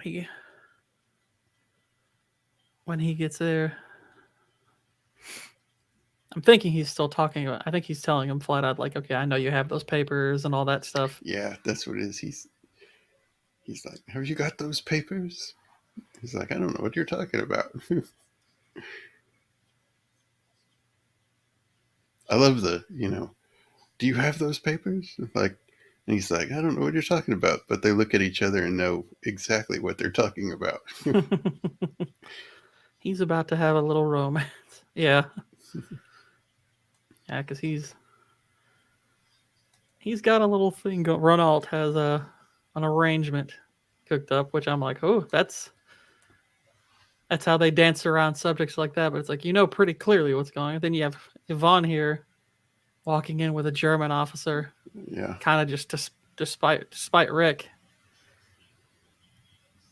And which this she's very soon to regret. But yeah, this French guy here too is like says something to her. We don't know what he says, but it's like, what are you doing? It's almost implied that he's like, what are you doing with a German? oh yeah, he's definitely moving to insult. He's mostly insulting the German, but I mean, obviously he's directing it first at her, but then to him, Yeah. and it starts a little bit of a scuffle, and this is where Strasser notices, and he's like, okay, this is becoming a problem. The political tensions are rising up. He's like, if you want to talk politics, you take it outside. Pretty much, that's what he says.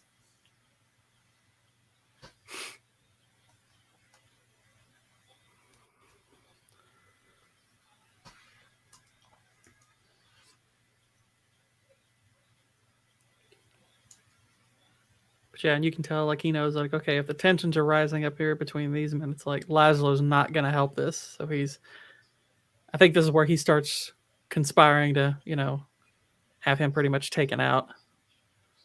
Yeah. Which you kind of figure, it's like, okay, it was probably always going to lead to him wanting that. Of course, now that's going to put definitely.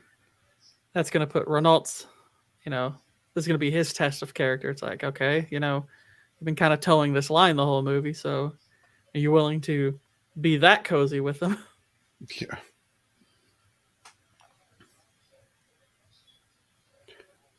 Like you're willing to be the German's footstool.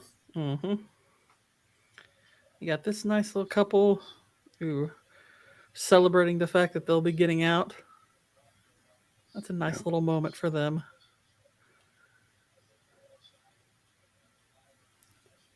Yeah, they're small enough that the Germans don't care about them. Mm-hmm. Which I think actually the man is. I want to say that he makes mention of the fact that he's German or something like that, if I'm not mistaken.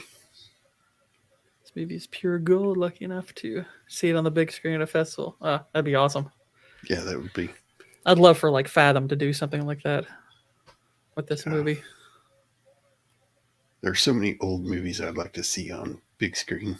Oh yeah, probably my favorite movie experience I had was I got to see Blade Runner Final Cut and 2049 back to back on IMAX. That was phenomenal. Yeah, that was really good. But so we have a really nice old timey theater here where they will sometimes show older movies. And I know last time I went there, we went and saw Vertigo, so that was really good. Cool. Yeah. Oh, but that was good on big screen. Mm-hmm.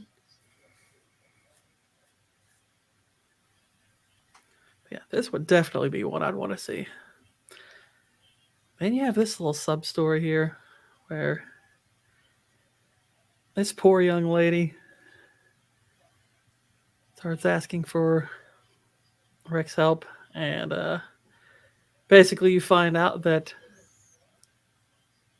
her husband is trying to take the money they have so they can win enough to get their visas, because otherwise, if they want out, it's heavily insinuated that she'll have to perform certain favors for Renault. Yeah. And he's like, we can't have that. No. Yeah. And, him feeling particularly vulnerable in the situation he's in, very kindly helps her out. Yeah. Yeah, she's asking, is he a man of his word? Yeah, there's a... Yeah. Not really. I think he says he is. Trying to remember the exact response he gives. Hang on. Let's see. Yeah, and she's young too. He's like, you're too young to drink. Get out of here. Mm-hmm.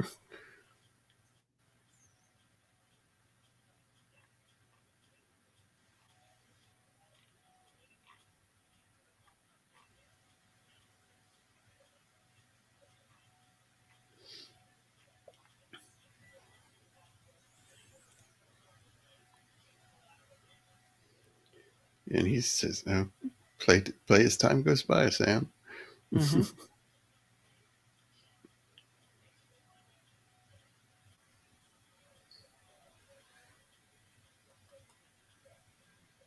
Yeah, exactly. It's like he a man his word. He always has been.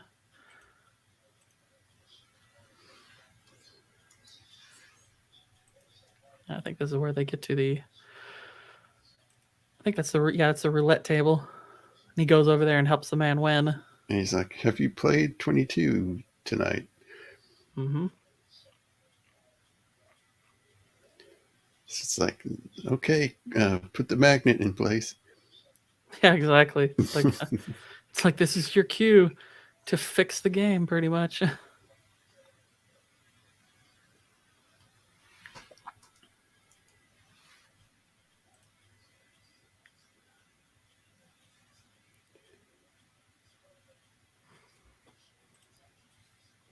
But yeah, she had been asking him. It's like, you know, he's like, if you love someone very much, so that your happiness was the only thing that you wanted in the world, but you had to do a bad thing to make certain of it, could you forgive her? And he's like, Yeah. nobody ever loved me that much. I'm trying to get And it he's on like, basically tells her to go back to Bulgaria.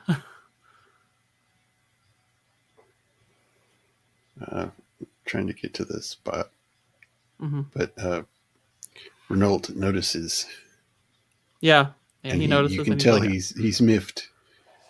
Yeah, because he's like, he's obviously miffed at the fact that he's like, why do you have to break up my little romances? Yeah. It's like, what? It's like, dude, come That on. romance. That was blackmail. But yeah, he notices the cheating too. But he also is just like, I knew it. You were a sentimentalist. It's like, I knew it. It's like, it's like he's annoyed, but he's also, intrigued and kind of amused by it. Yeah. He's like, he goes, I've got a blonde that'll be coming in here probably tomorrow. I like this too. They're like, we'll be there in the morning at 6. And he's like, I'll be there at 10.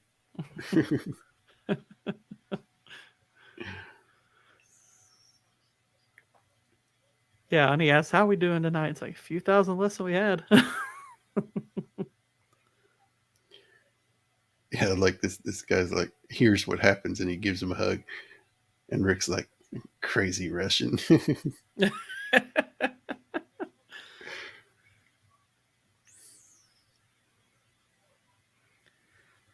It's like, I've got a blonde coming who'll be coming in here tomorrow. I'd appreciate it very much if she stayed.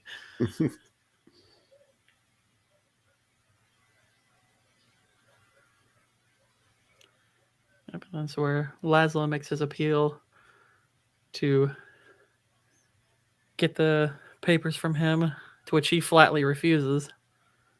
Then he says, ask like, your wife. Just my wife. What about just get her out? He even tries just to get her out too. Mm-hmm. Again.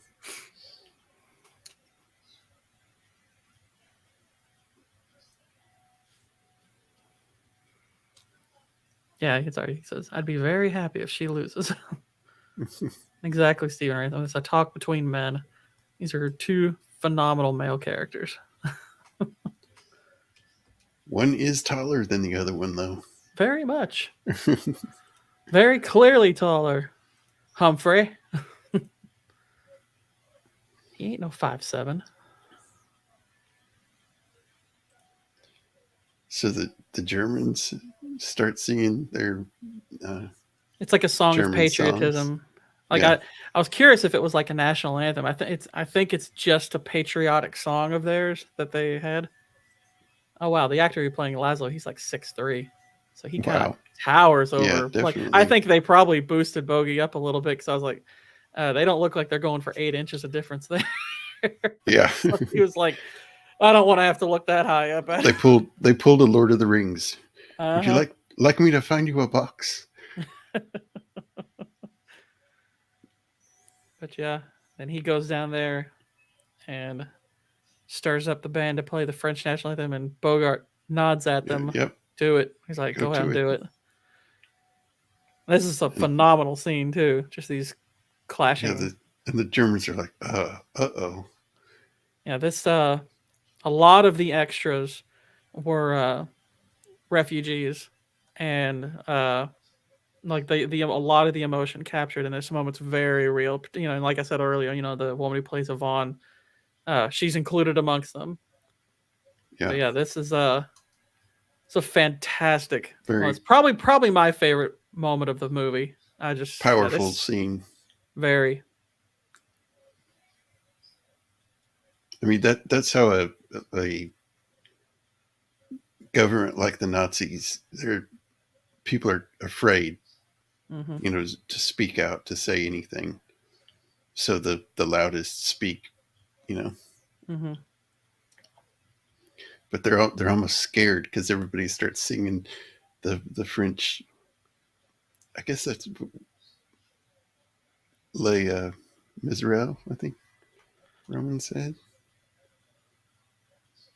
I wouldn't be the best person to try to pronounce it. No. Marseille, Marseillais, or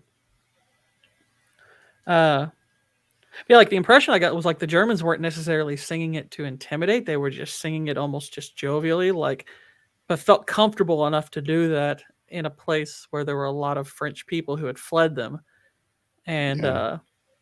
Well, the I could see them do, or at least well, what's yeah, you his could name, definitely see them doing it for that reason. It's just the movie is Strasser. kind Yeah, of vague on their reasons for starting it up. You know, it's like yeah, whatever started it. It could just be that they were just Germans who were just doing it because they felt inclined to, and then the French were just like, "Nope, not here." It's like now we're, you know, or Velasquez in particular was like, "No, we're not. You're all not doing that here," and just a pure act of defiance. And then watching her, yeah. She remembers why she fell in love with him and that he well, was courageous.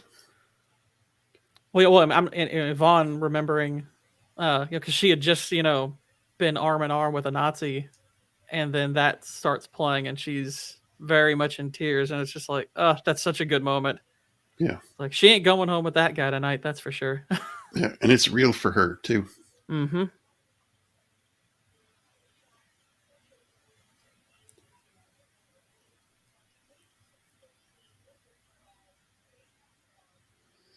And And that now shuts he's the like, Germans we up. got to get rid of this guy.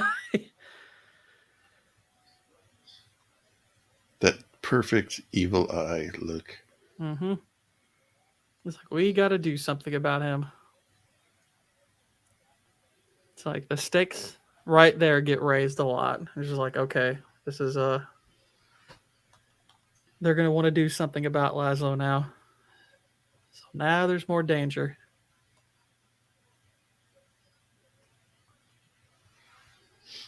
Yeah, Actually so choked it's up. like Yeah. you must shut this place down. For Yeah. what reason? It's like find a reason. Yeah, I think the German song is called Watch on the Rhine. That's how it translates. But yeah, it's a song of patriotism for them. So he blows his whistle and says, "This place is closed down." For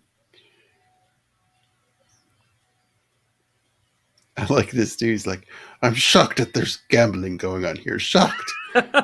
This was the And joke then me and Pops were talking about. Like, yeah, he's like, yeah, I'm shocked that there's and gambling then here. Your that gambling guy. winnings. Thank you. Oh, thank you. I genuinely laughed out loud at that. I was like, that was fantastic. Just perfect timing. That was fantastic. Loved it.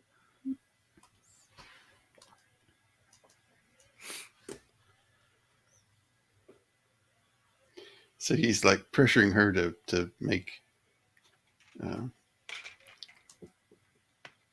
Yeah, this is where his Laszlo. villainy is. I'm like, gosh, y'all underrate him as a villain. Like, no one talks about this guy as a great villain, and I'm like, oh no, he's a fantastic villain. It's He like he is. doesn't have to do anything on screen that's cruel. It's you see it in the character that he has to play someone who you would believe would be cruel, and this is a Yeah. moment. It's like of emotional cruelty because now it's like I'm gonna go for her, and I'm gonna put the fear of God in her, basically.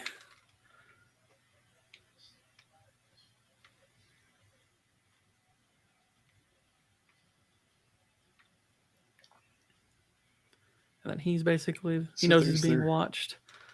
Gestapo dude, Mm-hmm. I'm guessing. Yeah. And he's still intending on going to an underground meeting that they've been having. To which she's scared for him, of course. Understandably Yeah. so after that. Yeah, definitely.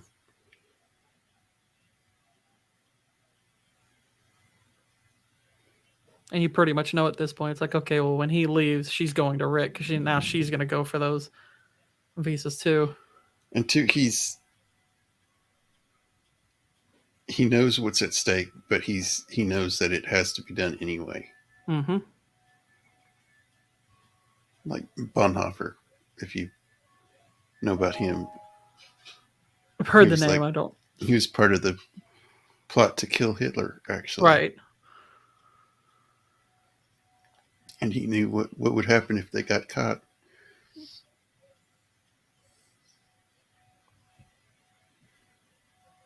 But yeah, and this is also where he's telling her that Rick said, if you want to know why he refuses, like, ask your wife. And I like the fact, like, Victor's like, not, it's like, look, I know you were lonely. He's like, you thought me dead. And it's like, because I didn't blame you, so I didn't question it. He's very understanding about the circumstance that she was in. And she even says that she wasn't with anybody, but he knows different, but he doesn't push. Mm-hmm. I mean, it's like he's not stupid. He's like, Yeah. It's like he's not an idiot. It's like he's aware of what's going on.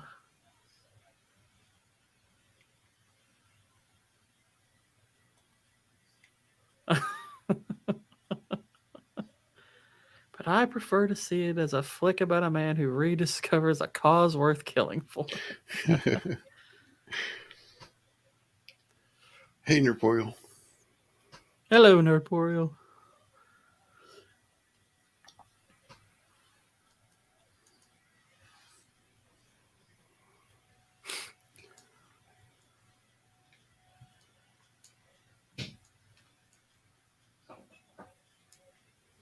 So enough time has passed, and that guy's thinks they're in sleep now. So he goes to the meeting. Mm-hmm. He heads to the meeting. She heads to Rick. He walks right past the spot where that guy was standing. What a boss. Yep. Boss move.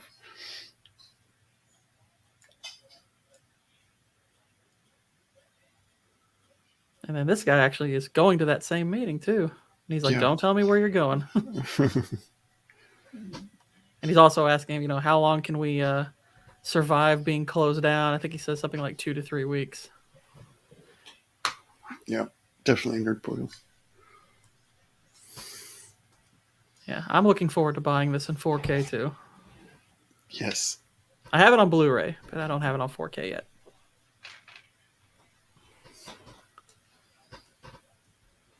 So he goes up there, and there she is, waiting for him. Now she's able to give the, well, not yet quite. Now she's still begging that he gives the visas to them, to which he's still refusing. How the plot just keeps developing. The characters are all well realized. Exactly, Copa. Exactly. Yep. It's just so well done how they unfold this story. Yeah, it is. It's like there's not a wasted scene in this entire thing. Well, first you're thinking, she was with Rick, well, knowing her husband was in a concentration camp. Mm-hmm. So you think, whoa, that's not very nice. Yeah. But then you find out she thought he was dead. Yeah, it's like she actually thought he said, well, before that happens, though, when he's refused her, she's going to pull a gun on him here. So she hasn't quite informed him of everything just yet, I don't think. I think that's after she's pulled the gun and she breaks down. Thanks, Nerdporial, for stopping by, man. Have a good one. See you, Nerdporial. Yes, Nerdporial. Yeah, this is definitely one of those shots where they're trying to hide that she's taller, and then it gets even bigger. Yeah. It's like, oh, he's suddenly 4 inches taller. It's like, no, he's not. Like, I'm a giant now. Ingrid, let Humphrey. It almost looks like forced perspective. Yeah, it almost does. It's like, Ingrid, lend Bogey your heels.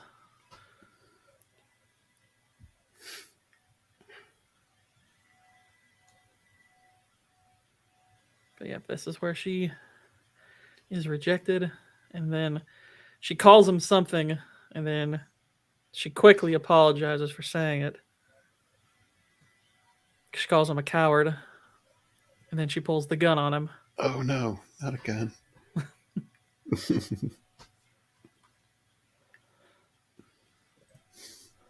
wonder what kind of gun. It's a funny looking gun. Yeah, it is. It's a little bitty thing. And now everybody's picturing Bogey in heels. I'll never get away from it. But yeah, it's an interesting looking gun. And he walks up to her and he's like, I'll make it easier for you. He's like, you'd be doing me a favor. Hey, hang on just a second. Gourd King. I'll be right back.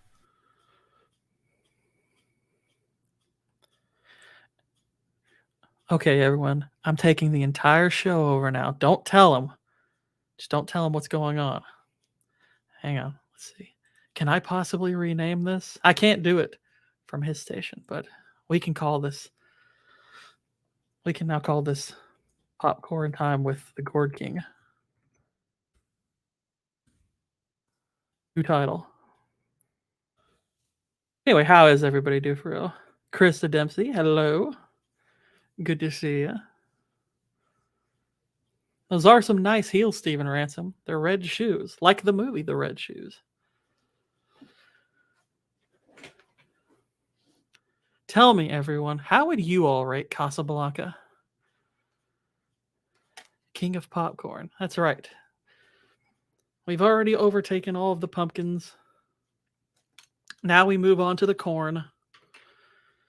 We have enslaved the squash. I was just stopping by to say hi, y'all, but good night. Good night, Krista Dempsey. Roman of the Empire rates it a 10 out of 10. Yeah. I'm somewhere between a 10 and a 10 as well. It's just, this is one of those few it's one of those few movies in general that you look at and you're like, there's really there's no right score to give it other than that, really. Thanks for dropping by, Krista. Yeah, sorry about that. It's Jacob's show again.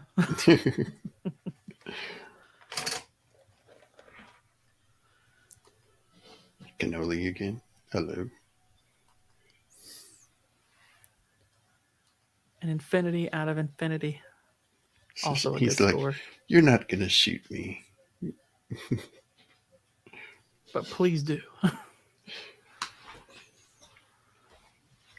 It's like, Rick, that's not where your heart would be located. That would be a really painful shot right there. That would be. That'd be that's a painful death right there. Like right in the sternum. It's like, dude, you'd be paralyzed.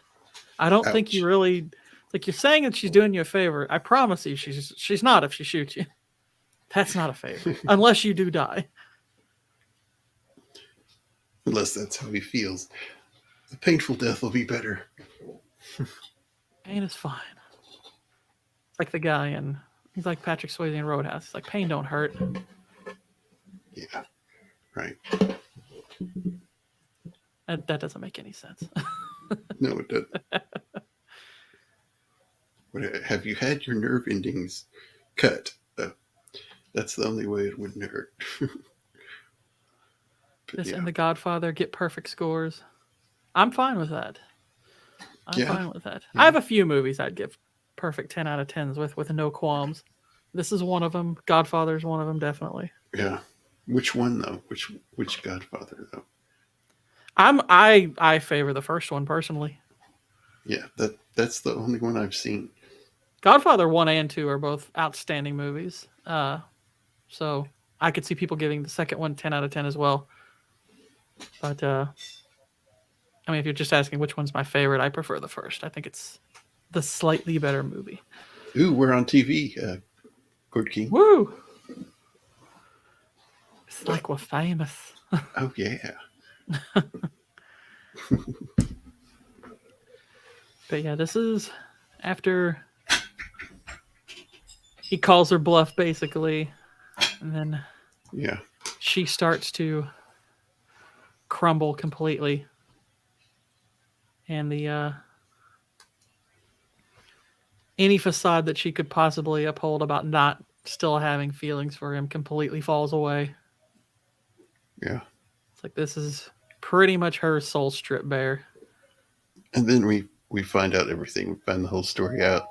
Mm-hmm. She thought her husband died in the concentration camp, and like the day before they were leaving, she found out that he was Yeah, still like alive. somebody she I think she says somebody she knew, like a contact that she had told her that he was alive, and it's just like just that news she got where she's like, and but at the same time it's like she's at a place here where she's like, I need you to make the decision for me. I'm Yeah. not strong enough to leave you again. This is kind of where you're realizing more and more that it's like, okay, her love for Laszlo is almost more admiration than Right. romantic, whereas, her love for Rick is obviously romantic, and it has not gone anywhere. It's like Yeah. she has not gotten over him. Speaking of the lighting in this constant light, Mm-hmm. I mean, you see it everywhere. It flashes over him. Thought it was a neat touch. Mm-hmm. Yeah, that's basically where she's telling him all that, which I was talking about. Yeah. And he's kind of coming to realize it's like, because you got to think in this moment for him, he's like, okay, I have this chance to have exactly what I want back. But now that I kind of have it and I know what it costs for everyone else, for Laszlo, for, the cause that he's in, it's Yeah. like, you can already see that kind of rising up. And he's like, this is like, I feel like, they're not telling you exactly what he's going to do, but you kind of get the sense that it's like, it's like, this is not gonna happen between them. Yeah. Yeah. Like, I think they do a good job of hiding it, but you can kind of see that, that hardened person that has existed throughout the movie. It's like, well, we know that's gone now that he has her, but what will that make him do now? Because part of what hardened up in him was that desire to be a part of, these causes and whatnot. So it's like, okay, if she's awakened the happiness that he feels about her, his love for her, it's like, oh, then that other part of him's going to be alive too. So Yeah. you kind of get the And sense while like, yeah, they're he's not going to do the selfish thing here. no, he's going to do the honorable thing. Mm-hmm. And while they're up there in his office, these two are come in and they've been the police were crashed their meeting, and they're running from the police. Thank you, Stephen Ransom. I was curious about that. She's using a Harrington and Richardson 32 DA top break hammerless revolver. Interesting. Ooh, nice. Such a unique looking gun. Right when I Yeah. saw it, I was like, what kind of weapon is that? That's interesting. But yeah, then he gets him to take her home. And then see the cogs basically working in his brain because it's like he can't just get them out. It's like he's got to basically come up with a plan to not just get them out, but to make it look like it's not going to be him. Yeah. Another thing in movies that I like, reflections. Yeah. I do like that. They don't do that enough anymore. I movies. agree. It's always a Purposefully, nice touch. you know. Mm-hmm. So he gets his waiter there to take her home. And at this point, she's pretty much under the impression that she's staying and that they're going to get Laszlo out of there. Yeah.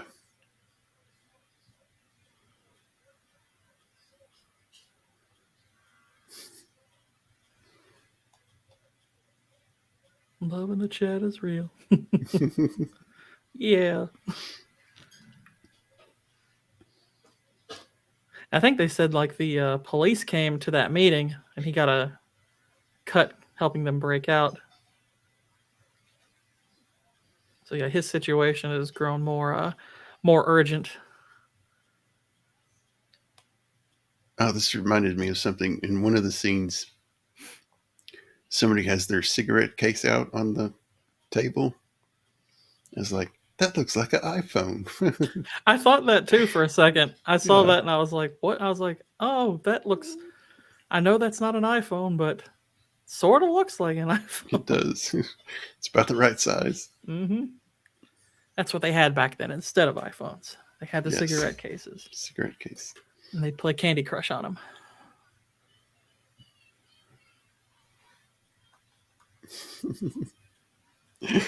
Oh, A cannoli is just a cannoli.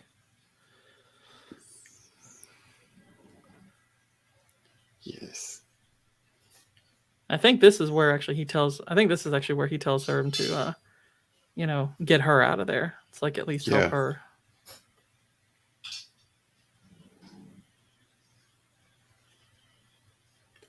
And then the police come in. Mm-hmm. You are under arrest.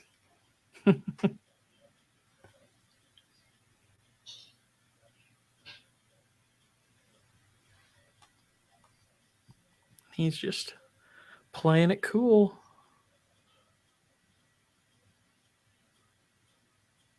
Like I'm wondering at this point if he was thinking, yeah, I'm keeping her. It's like she's mine now. Or if he's just playing it up, which is also very, very possible. Yeah. So he goes to the police station. It's like, I've got the papers, and if you let him go, I can trick him into getting it, and you'll have a reason to arrest him. Mm-hmm. Yeah, he's telling you can use you can charge him on these false visas, which is far bigger, and that'll you know help get you into a better position with the German friends. Yeah.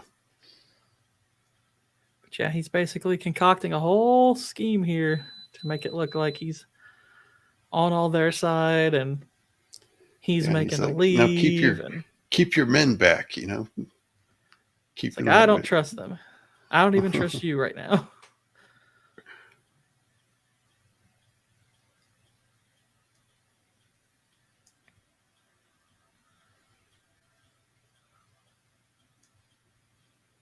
I do have those letters. Exactly, yeah. Yeah. He's like, where were you hiding them? Oh, they were in Sam's piano. It's like I think he says that's what I get for not being a musician or musically inclined or yeah, just more excellent banter between them. Serves me right for not being musical. Yeah. Yeah. Roman knows all the lines. Roman's the man. One day I will have watched this as many times as he has today. So, yeah, to quote it. It's like, oh, hold it right there. You're under arrest. So there's a little banter back and forth, and he's not so fast. Not so nice, Frenchman. So he tells him to call the airport and tell them we're coming. Hello, So he Dempsey. calls. Hey, Yeah, Dempsey. he actually calls Strasser here. Yeah. And pretends it's the airport. Mm-hmm. He fully intends on giving him up at this point. He hasn't reached the place where he's anywhere near on their side. He's still also looking out for himself. No, you're fine. And it's funny, he didn't put two and two together. Not at this point, Strasser yet. Not yet. Like he probably has a suspicion of okay, they're trying to escape. Uh, but he's not 100% sure of everything that's quite going on yet. He doesn't know all the ins and outs. Yeah, that's all right, Robin. Good to have you in the chat, though.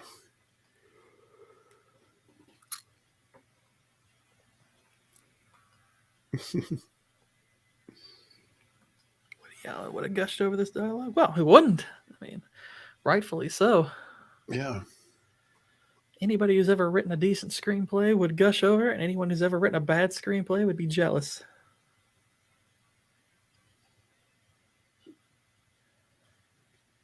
So they go put the luggage in there. He's like, you sign this. It'll make it more official. And that's where he's telling And her. he says to Mr. and Mrs. Laszlo. Mr. and Mrs. Victor She's like, Laszlo. no, you can't. But yep. He's given her another cavalcade of fantastic, memorable lines. Yes. We'll always have Paris. Yeah. The troubles of three people don't amount to a hell of beans in this crazy world. Well, I mean, here's looking at you, kid. Here's looking at you, kid. I mean, he's delivered that a few times, but this is the best version of it. Just so many great lines in just this short little dialogue here, back and forth. Like, that's why you're getting on that plane. You wanna? He goes, you don't get on, you regret it. Maybe not today, maybe not tomorrow, but soon, and for the rest of your life. It's like, dude, okay, save some good lines for the other movies. Yeah. Hill of Beans. Yeah. Earlier on, when he meets Strausser, he's like, I'm from New York. There's certain places in New York you guys shouldn't go. It's like referring to the mob. Mm-hmm. Yeah. That despise the Germans. Oh, yeah. So he's on his way, and he's called for police to come.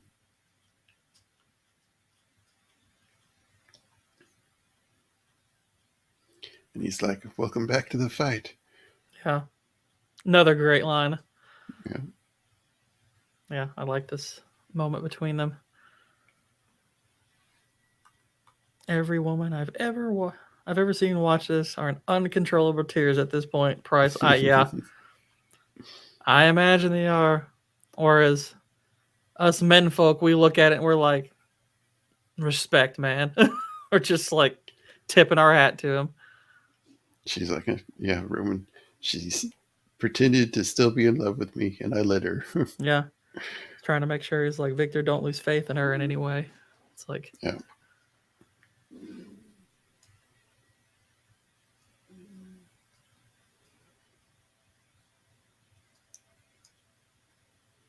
So the engines start up,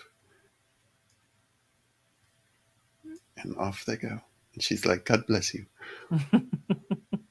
Gives him that same last line that she gave in the letter, except this time more, a little bit a little bit more happy, melancholy still, but Bogey is kin. Bogey is kin. Kin wishes. Hey, that's a t-shirt right there. Yeah, Bogey is kin would be a great shirt. Yes.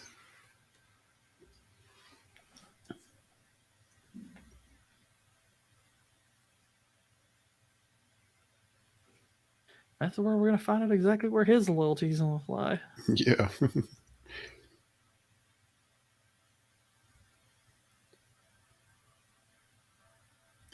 Here comes the Star Officer.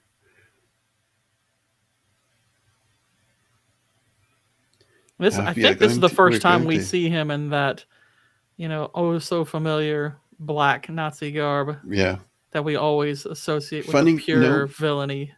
No SS markings on his uniform. Well, I mean, he's a major. Would that be different? I don't know. He might be Air Force. I would think he's probably a higher rank than they are. Yeah, he might be Luftwaffe, maybe.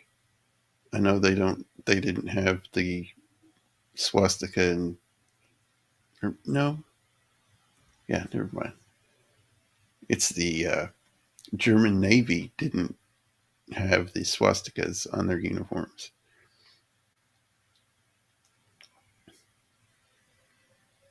But yeah, now he's trying to call the tower to get them to stop it. It's like, you stop, I'll shoot you.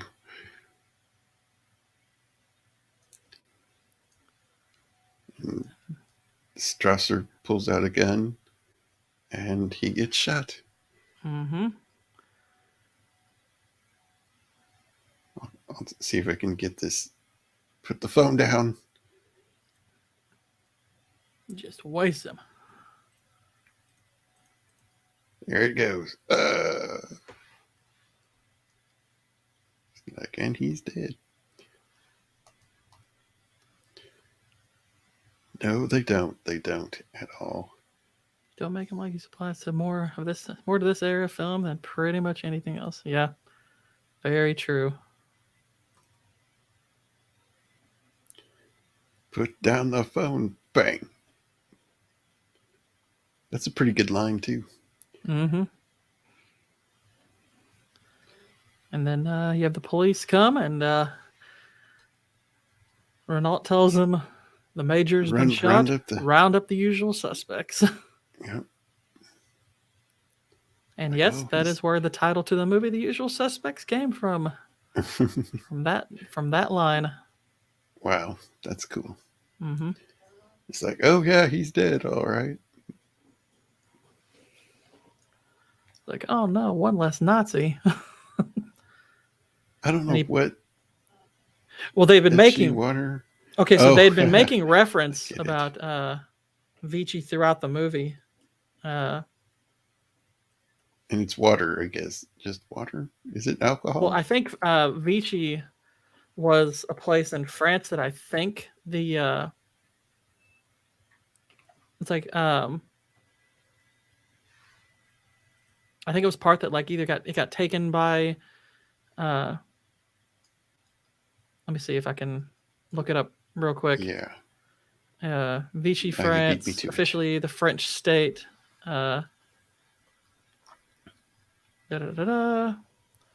Officially independent, but with half of its territory occupied under the harsh terms of the armistice with Nazi Germany. So, I want to say that Vichy water was probably either it reminded him of that, or maybe it was made by the Nazis, like that was something of theirs, perhaps. And he was just like, I ain't, screw this. I ain't drinking this. No Vichy for me. Steven says, yes, the eagle on his cap is Luftwaffe. Mm-hmm. Luftwaffe. Cool. Luftwaffe. Rick was Kaiser Soze. Yeah. Yep. Kaiser Soze. And I love, this is also another really good line. Oh, yeah. Working out to be a beautiful friendship. Really, I think this is the beginning of a beautiful friendship. It's basically they're pretty much both going to be on the run from him. Yep. It's like, I think we should leave Casablanca. Sounds good. Yeah. I know when Harry Met Sally, when there's a scene, I don't know if you've watched that before, but there's a great scene between Harry and Sally. They're on the phone together and split screen, and they're watching the end of it, and they play that line, and he's like, best line, he says, best last line of a movie ever. Yes. Yep. Yeah, Coppola's right. It's added post-production. It's like whoever these three Chads that wrote this screenplay, where they're like, you know what? I thought of one more fantastic. It's like, we've had fantastic lines throughout. Gotta end this on one too. And then they kiss just like Roman and Connolly. Well, they would if they had made the movie 80 years later. Definitely. That's how they would do it. The twist that Rian Johnson would apply to this movie is that the real romance all along was Renault and Rick. Yep, and they walk off happily ever after. Yeah. Oh, that would ruin the movie. It would. And the plane would explode. It's like expectations subverted. They pull a Hold'em maneuver on a German plane. And Elsa would, take the ticket and leave Yeah, Laszlo behind. she would be the one who came up with the plan at the end. I'm like, just Yeah. tell me you have a plan. It's just like, be quiet. Oh, I don't have to tell you nothing. nope. This movie was perfect, or Yeah, you close to don't. perfect. Yes. Close. This is just one of those movies that probably down the road somewhere, some idiot's going to be like, wait, let's remake Casablanca, but for modern audiences. And nobody will watch it, but we'll all hate the fact that they even tried. Yeah. There'll just still be that Definitely. air of how dare you. Oh, Roman, I'm so sorry to hear that. He's going to get. Oh, he's going to be Oh no. awash in Super Ahsoka 2000. Poor Roman. I don't know if anybody remembers Super Soakers, but Oh whenever yeah. I hear Yep. I had one. I had one. Ahsoka, I think Super Ahsoka. Yes. But I yeah, had one that's with the Casablanca. more clips you can take out.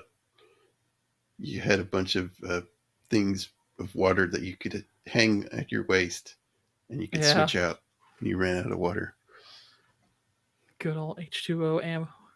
I've got that somewhere. I should see how much that is. Remember, I watch so you don't have to. That's right. Yes. You're Thank you, taking Roman. one for the team. We all have to do it at some point. I'm doing Rings of Power. Just like Hopefully none of Rick you all getting have suffered Laszlo that. and Exactly. Yeah, that's getting Roman Laszlo on the doing plane. that's his Bogart. Yep. He's letting his sanity get on that plane so he can watch Ahsoka. We feel for you. Yeah, but I was reading about this movie, and it is fictitious. Oh yeah. I don't think Yeah. there was I don't. I mean, I could be wrong, but I don't think there was a refugees trying to get out through Casablanca. I mean, I could be wrong, Well, I but know, where they were trying. What was it, Lisbon, that they were trying to get to ultimately, and then to America. right, Like Lisbon, that was an actual place that a lot of yeah, refugees went. yeah. Uh, I mean, I can see going through Casablanca because of Spain wasn't in the war because they were neutral, but they were still a semi uh, ally of Germany, not official, but it wasn't. I mean, it if you was an actual. I mean, Casablanca actually was a safe haven for yeah, Jews and oppositionists of the Nazis. So I mean, that much is true. Uh, and yeah, it is. It was a waypoint for people looking to yeah, escape to North and South and America and the I'm sure Caribbean. there were several places like that Yeah. that were waypoints to get out. But as far as like the stuff about the letters of transit and obviously the characters and whatnot, all of that's of course fictitious, and that's totally fine. You're my safe haven. I try. My kingdom is safe for all, but squash. Yeah, and I did read that it was that one of the first places that the Allied forces took back from the Germans, Hmm. and there was an actual naval battle near the port of Casablanca. Cool. And then Roosevelt, Churchill, and de Gaulle, and I forget the other French uh, military guy, met there to plan out other invasions. That's all So, very yeah. That's interesting. That's interesting. Uh, I thought one little funny touch in this movie near the beginning. I forgot to make a note of it, but there's when Strasser first arrives, there's that little moment where the uh, the Italian officer tries to butt in and greet him, and he's just utterly dismissive of him. And yeah, it's just like, wow, and I've always kind of gotten that sense from most people that were like, oh yeah, Italy, nobody. It's like nobody was worried about Italy except Italians, and the Italian. It's like yeah, because ultimately it was the Italians who kind of they killed Mussolini and all that stuff, and it's like they kind of ended up handling that aspect. I mean, but it's like, gosh, the utter disdain they had for the Italians Yeah, on that part of it. No hate for you, cannoli. yeah, It wasn't your fault, was it? No. You would have been anti-Mussolini. We know yeah, that. yeah. Sasquatch, they wouldn't have been pro-Mussolini. No, No no. way. And hey, Italy's got a cool world leader now. She's pretty. She's pretty cool. Yeah, she's pretty feisty. Yeah, I kind of like her. Yeah. She's one of the few I actually like. I'd like to There's see her not in a many. cage match with Trudeau. I think she'd win easily. Man, there's a few places in Europe that I'm pretty surprised about that have stood up against the what was it, the thing they tried to start with the Europe, What the the um shoot. I'm sorry, it's a stream brain. I've got stream brain. But yeah, so what are any last thoughts on this movie? Well, I mean, yeah, this is like I said earlier, this watching this again today. Like I said, it's probably the third or fourth time I've seen it. This is the most I've enjoyed it, which is saying a lot because I've loved it each time I've watched it. But yeah, this is definitely a film that's climbing the ranks of my all-time favorites. Uh, which for me, like what's satisfying about that kind of thing for me is, it's always I always like going back and watching classics, but there's always that part of me that sometimes feels a little disappointed when I can see that they're great and yet not appreciate them perhaps as much as some do. But Yeah, this is not such a film. Like this is like, like a movie like The Wizard of Oz or something where I watch and I'm like, okay, this is not only objectively great, I love it. It's like I yeah, genuinely love this film. So yeah, it very possibly is the best screenplay of all time. It's hard to think of one that's so just perfectly quotable and yet informative. It's not just, as much as I love like Tarantino's dialogue in his films for a sec, there's a lot of the dialogue there is just there to spice up what you're seeing on screen. It's not necessarily all that meaningful to the plot always. yeah, Whereas in this movie, it's like the dialogue is all pitch perfect and yet it's all moving the plot. yeah. So it's Right. just like it's a pretty much it's about as perfect a screenplay as I've ever seen in a movie. Yeah, and the sets and everything is well done. The lighting. The I mean, I love when they made movies and it was an art form. Mm-hmm. This is a work of art. This movie. Yeah, and it's kind of like I mean, like Pops was saying earlier, they kind of, after it's kind of World War II is getting started, and for us in particular, and after like Pearl Harbor and things like that, there was this kind of rush that okay, we need to adapt some screenplays to boost like patriotism and stuff like that, and uh, Everyone Comes to Rick's was one of those that got put into the mix, and it became this just utter classic, and has aged remarkably well. You know, better than a lot of other classics. Like I've always contended that because Citizen Kane's another one that gets brought up a lot, and that's one of the movies I do recognize as great, and yet I don't particularly love it. And it's like Yeah, I've watched it probably 4 or 5 times, and I'm like, I just don't like this movie that much. It's like it doesn't connect with me very much. I recognize what's great about it mostly, but uh, doesn't hit me. Um, I'm sure it was much better for its time because it's kind of taking on William Randolph Hearst, and I'm like, okay, most people don't know who the heck that is. That's not a relevant figure for us today in terms of like someone in the cultural zeitgeist or anything. But World War right. II is one of those things that always will be, and so with us kind of knowing now just how bad the Nazis were, that just adds more tension than even the movie knew it had.